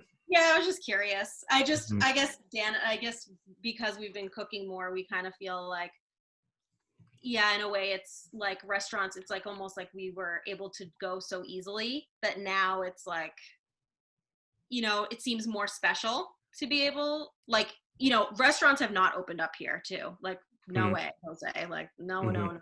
I don't think they'll open here for a while. Yeah, Um, but just that's all. Just that, like, it's kind of changed my perspective a little bit, and just like that yeah, eating at home has become a little bit more fun, and I think I like am enjoying it yeah, more. yeah. We actually hired, or we were doing for a few weeks. We hit pause the last couple weeks, but we like contracted out. We like paid for food produce to be delivered to our front door from like a local farm. Oh, that's cool. And so they actually have a whole bunch of different like farms and like different websites that you can like sign up on, and they'll deliver to your doorstep like a box of fresh produce. And so we've had that. We were doing that for like a little bit over a month, and it was great. And we just hit pause because there were so many veggies that it was tough to keep up with like eating that much in a week. Yeah, yeah. So we were like, let's just hit pause. We'll just like, have like a couple recipes. We usually do like meal prep on Sundays for the week. So after this, I'm going to like, we already got groceries yesterday, and then we're going to do some meal prep for the rest of the week. And we usually pick out like, or like, we pick out like what we want for like breakfast, lunch, dinner, 2, 3 recipes maybe of like each. And then we get the ingredients on Saturday, meal prep Sunday, and then, try to maybe like cook certain meals fresh, and then some are just going to be leftovers. What do Yep. you guys do? What have you guys done? Oh, no, no, no. We're not good at that. No, no. No, no. Um Dan and I are not good at that. We were talking about that yesterday though, that how, only we could be good at like meal prepping it, but we suck. You have to But be anyway, somewhat inspired. I will say that. Like, there's times that I just am like, I don't want to do anything. I don't want to go to the grocery store. I don't want to meal prep. I just want to have a chef. yeah, I know, exactly. Like, what is the alternative? No, Yeah. no, Yeah. this is like goals. This is goals. But Yeah. Yeah. Totally. what we're currently doing is we actually signed up for HelloFresh. You guys have that in Canada. Yes. Right? Yes. We signed up for that right before, like maybe a month before everything shut down. So Mhm. we were very lucky in that we already had that signed up, and we were going to cancel it because we weren't like, I don't know, it wasn't like fitting with our life quite correctly. But since COVID-19, now we love it. Now we're like, oh my God, thank God. And now we're like huge fans. We love it. So we've been doing a combo of that. And then a local grocer called Giordano's has been doing these fresh essential boxes for $35. And it's got like milk, eggs, all tons of fresh fruit and vegetables, nuts and stuff. And we've been doing that pretty much. We get those dropped off once every 2 weeks. So Nice. and then I kind of fill in with Amazon Fresh, like peanut butter, like staples, peanut butter, rice, Yeah. um, stuff for Frankie, Yeah. got to get baby food and stuff, like once every 2 weeks, 2 to 3 weeks. Um, Nice. yeah. Nice. So, yeah. Yeah. And HelloFresh is like, it comes prepared, but like cold, and then you cook everything. Is that right? Yeah. Yeah. Yeah. So, Yeah. oh no, it's not prepared. Sorry. It comes with a recipe and the ingredients, but you prepare. That's what I meant. Yeah. Yeah. Okay. Yeah. Nice. Yeah. Nice. Right on. Yeah. Yeah. And Dan really likes that because I can look in the pantry and say, oh, okay, I have rice, I have eggs, I can create something, but he doesn't really like to do that.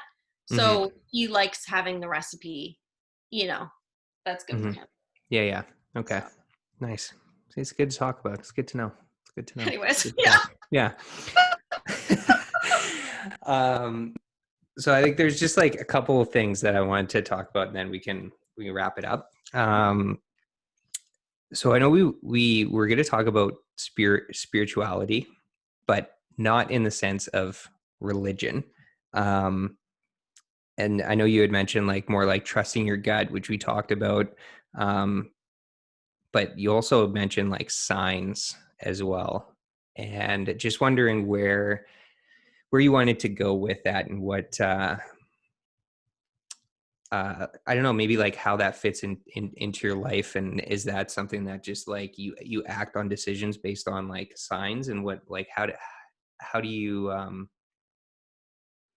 yeah, how do you like kind of view signs, and I don't know what I'm trying to say, but that's what I'm Yeah. laying out there, and I'll let you go from there. Oh, okay. No, I got you. Okay, thank you. So yeah, basically I just thought like, I find that the older I get, the more I think spirituality is important. And Mhm.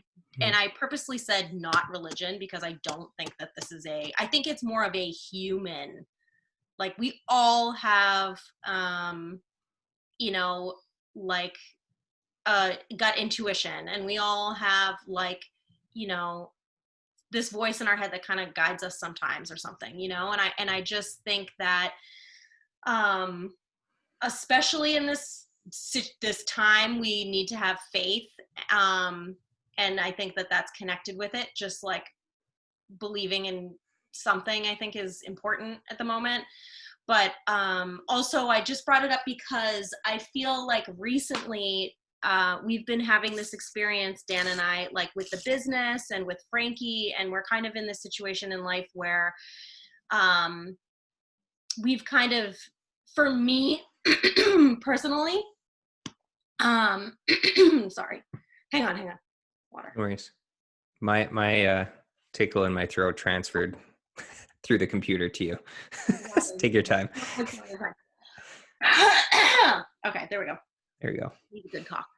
I feel like with with what we have going on in our life right now, with having Frankie and with moving, so we're moving to Boston to be near my family. I feel like there's been like a bit, I feel like my grandfather or our ancestors are kind of like talking to us through a lot of this stuff. And so I just wanted to bring that up because I feel like I know that I'm probably not the only person who experiences this or feels this way.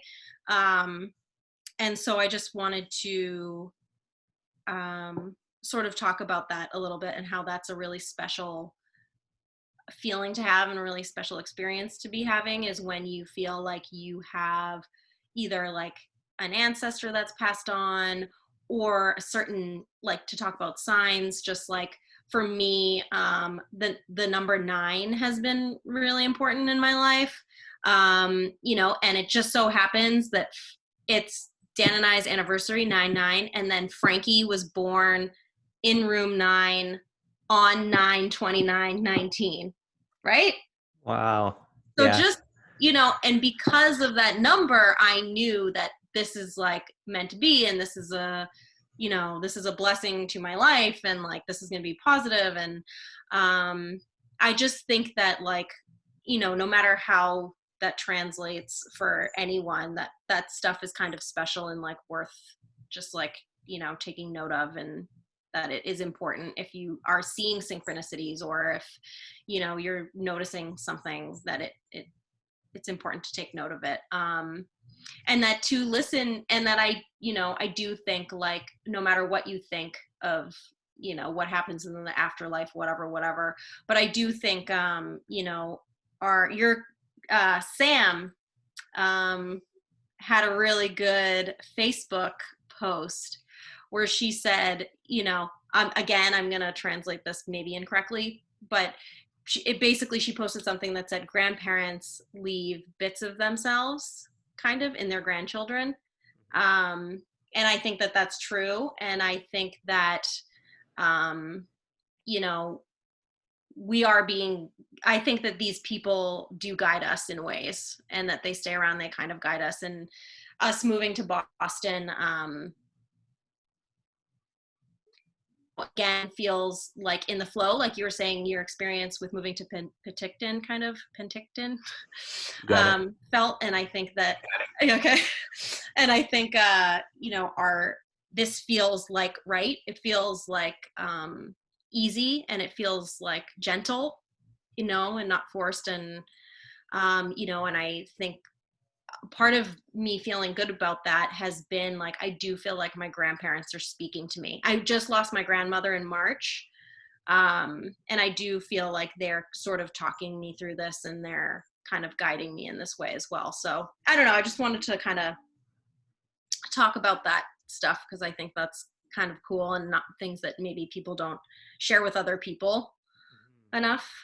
Totally. And to circle back, sorry, I'm just going to hit pause just for one sec here. Yeah, to like circle back to that thought, I think going back to like priming your mind and like being open to signs is a like tangible thing that people can actually do that will help them, I don't know, be aware of things that are going on around you. Like pay attention, like and the way to do that is to like be present. Keep going back to like being present. Like you live in the moment. You and Dan pointed this out too. Like he's like, if you're living in the broad strokes, like you're missing all the little things. And we watch the show Life in Pieces, and the first episode, the grandpa talks about like, and it kind of segues into explaining what the show title is about, Life in Pieces, but it's about like life is made up of all these like little moments, and it's good to pay attention to those, because that's what life's all about, is these like little things. And the signs, I think, is like really important. So I wanted to make sure that we do talk about that, because like they can be life altering, or they can just like be so small Yep. and maybe insignificant to someone else, but to you, like, I don't know, like feel something. I don't know if it's like connecting with like your soul or maybe like what your ego is like hiding. Yeah. Um, Yeah. but it's like at your, I don't know, it's like getting in touch with like your core. So Yeah. yeah, pay attention to those signs because Yeah. they are around like everyone. Um, Yes. Yep. yeah, Totally. thank you for that. That's beautiful. Yeah. Yeah. Sure. Sure. Yeah. Um, Actually, I wanted to talk about one other, like, because we're talking about balance as well, Hmm. like kind of opposite thing to, actually, no, it's not opposite to like paying attention to signs, but just an interesting thing that's been on the top of my mind as well recently is I read this other book called The Proximity Paradox, and it's written by two authors that are in marketing. They own a marketing agency actually in Winnipeg called The Proximity Paradox, and we worked with them at the previous place that I worked at in Winnipeg, and they just came out with this book. And the idea of the proximity paradox is basically that the closer you are to, say, a challenge, the harder it is for people to find an innovative solution around or through the challenge because you have like tunnel vision and you're too immersed in whatever the challenge is. And so like sometimes, and this might be like a helpful tip going back to like how do creatives kind of like work through like a tough time. Sometimes, I don't know if you've ever experienced this, but like if you were to like say go out for coffee with like a girlfriend or whatever, and you were to like tell them about like, oh yeah, I know we're having a hard time with like so and so or this challenge or whatever, they might just come up with something like that, and they're like, Hmm. oh, like have you tried this? And you're like, that's really stupid, but actually that is like that's the answer that I was like kind of looking for. But you have your blinders on because you're too tunnel vision. So sometimes, and this whole book talks about when to spot when the proximity paradox is at play and how to like just being aware of it is the biggest thing, and then you can like move forward. But I think and they also talk about like in like different businesses and company cultures and how to like really truly like foster innovation and how to collaborate with other people. And they have different like tangible like exercises and practices that you could do. It's a really good book. I think That's you would good. absolutely love it. But I think to that point, it's really good to like recognize as soon as you can whatever challenge is at in front of you and then share it with someone else. Yeah. Yeah. That's good. Ooh, that's good. Okay. Right. So like if you and Dan are like working on some, I don't know, project or whatever, you might just like bring in someone that's Yeah. just has a fresh perspective. They don't have all the context of like the current barriers at play, and be like, how do I do this? And they might just like throw ideas out. And they talk about kids and how amazing kids are at this stuff. And I think you really need to value young people and their thoughts and ideas because they don't have like life hasn't like beaten them down with like the nose yet, and you Yep. can like pose a question or a scenario or a challenge, and kids are really innovative at coming up with like really amazing solutions. So share my advice is like share ideas with other people earlier in their infant stage. Don't hold your like cards like close to you, like share them. Because Oh. I think that like people are afraid of like sharing like a really good idea or whatever because they feel like the other person's gonna steal it. Again, probably just your ego is like Yeah. saying don't do it. But really that's when like the idea maybe is like new and it can be like built on, and other people can throw different things at it that you might not have thought of before, and it can actually turn into something even like greater if you would have shared it earlier as opposed to holding it close, waiting till it's too late, and then there's already that idea created elsewhere. I don't know, I'm just throwing Yeah. out a lot right now, but does that make No. sense? Yeah, yeah, yeah. No, I'm like listening. I'm absorbing like a sponge because I really feel like this is really good advice. This is super good.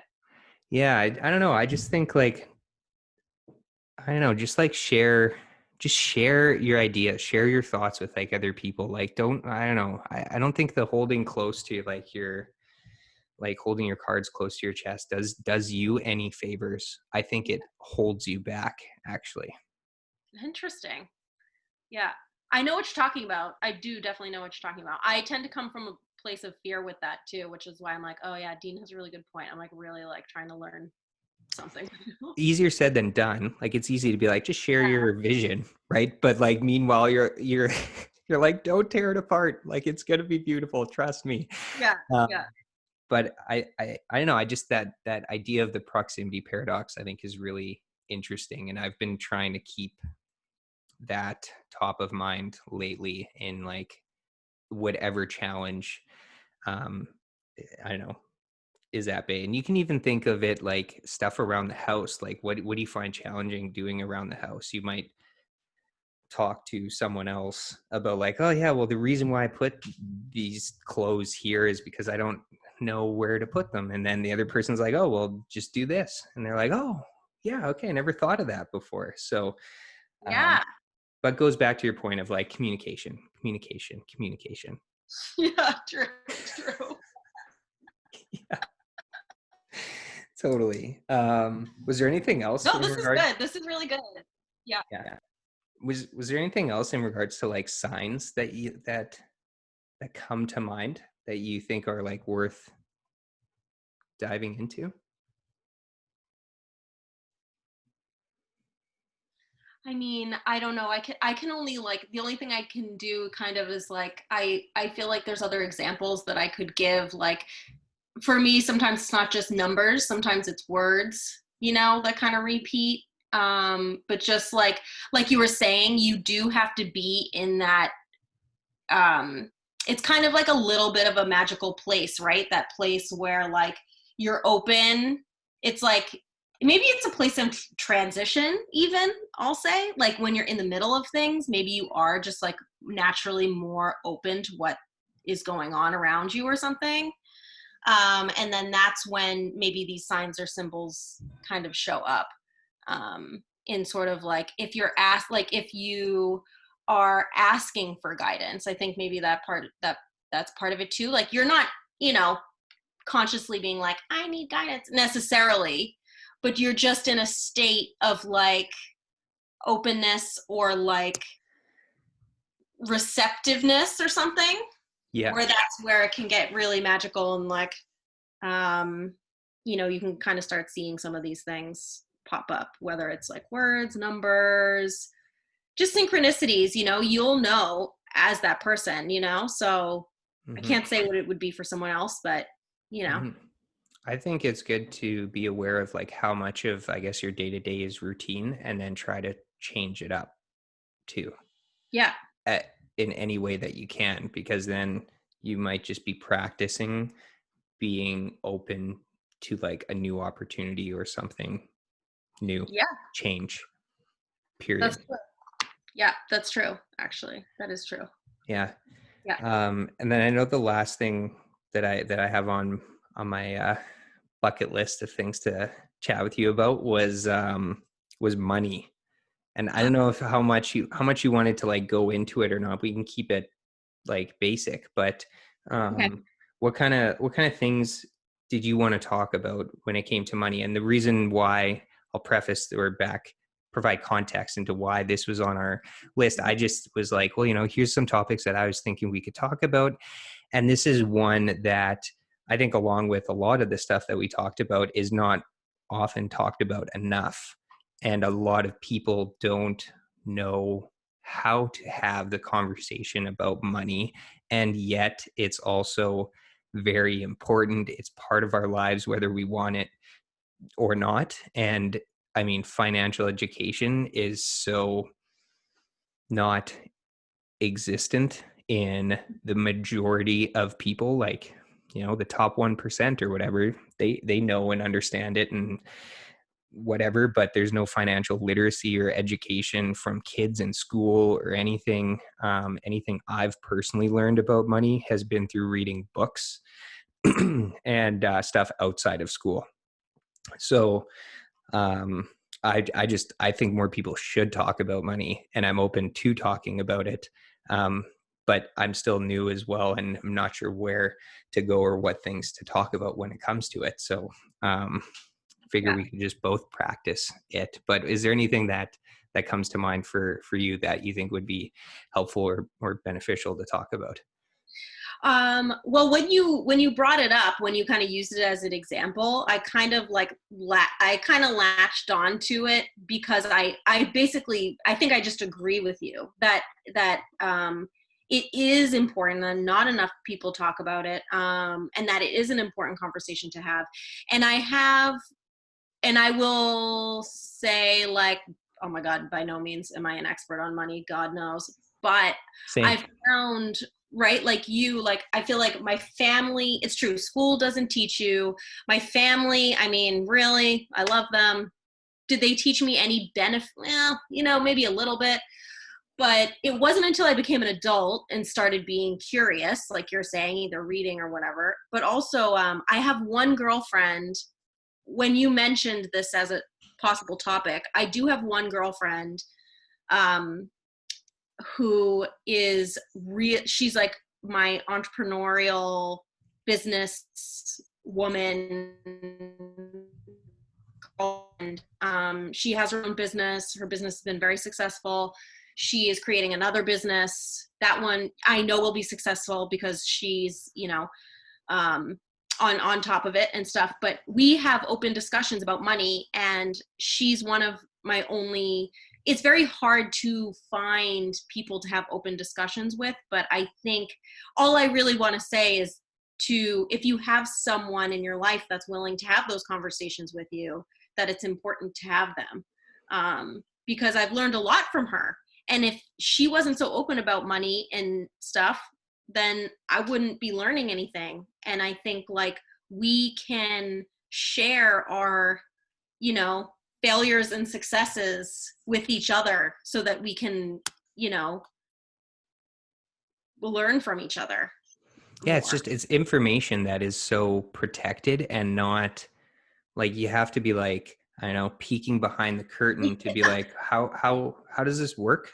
Yeah, yeah, Who's doing what and how are they doing it? And yeah, um, another podcast I recently listened to was Joe Rogan and Kevin Hart, and they talk about money and they talk exactly about this. And he is very giving and he wants to give the information. He's in a blessed position in his life, and he feels like especially in like the like African American communities in the States, there's no one talking about money.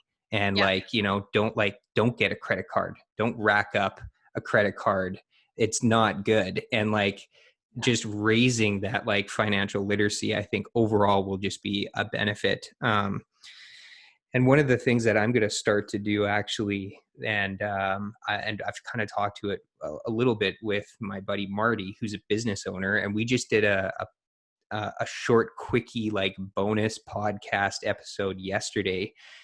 Is like, and we're not lawyers, and we have to preface these conversations with like even like you and me, like we're not financial advisors, Wow. we're not giving financial advice when talking about money, we're just sharing our experiences and stories, and that's our, I don't know, footnote to that. But same thing, I want to do these like quickie bonus podcast episodes with him because he's a business owner, and similar to your friend, that if you wouldn't have had that conversation and she wasn't open to sharing that, you don't know what you don't know, and you have learned a lot from those conversations. And I want to share more of those conversations that him and I have, because and I asked him, like, do you want to do this? Like, do you want to talk about, yesterday we talked about shares, and I texted him and I'm like, I just went through the incorporation process in my business, and there was a section in when I was going through the process where it asked me about like how to set up shares in my company, and I had never thought of that before.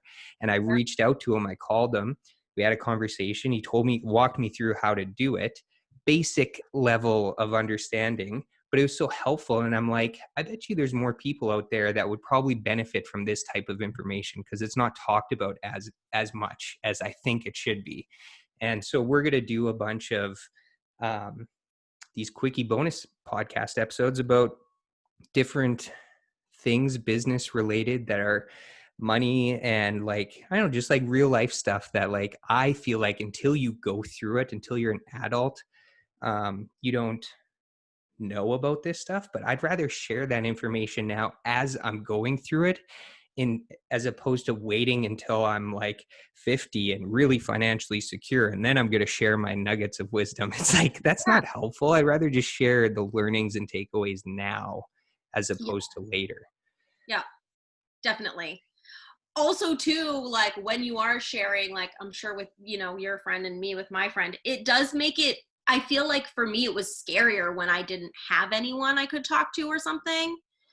It felt more daunting, but now that it's like, right, like you have your friend, and like, it just makes it not as, to me anyways, it was like too so big and like, where do I start? But now it's like, true, now that you have some people you can kind of talk with, it's like, okay, this is more manageable even, you know, Totally. like this Yeah. stuff.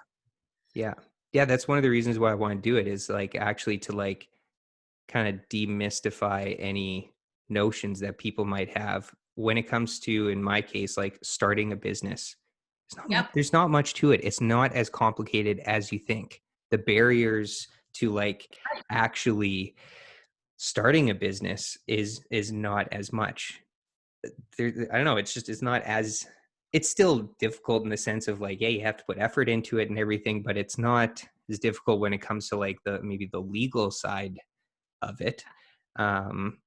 I mean, people do it all the time, so it can't be that difficult. Yep.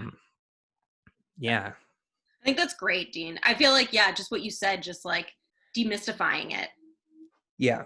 So Yeah, that's, totally. I'm like, What? I'll listen. Yeah, I'm right listening. on. Right Doing on. it. Yeah. It's a nice plug. Just like hit subscribe. There you go. Yeah. What sort of things, like, want to make sure that we had like some value, like what sort of things have you learned when it comes to money that you think is valuable? And it can be like something on a really basic level. Yes, the most basic thing which Dan taught me and that I never understood was, you know, my parents kind of like, I grew up kind of like, you work and then you make the money and then you spend the money, and then you work and then you make the money and then you spend the money. Mhm. But Dan actually taught me, okay, you get the money and then you basically investing. You put the money over here and then it makes more money. And then you take a little bit from that pile and you put it over here and it makes more money.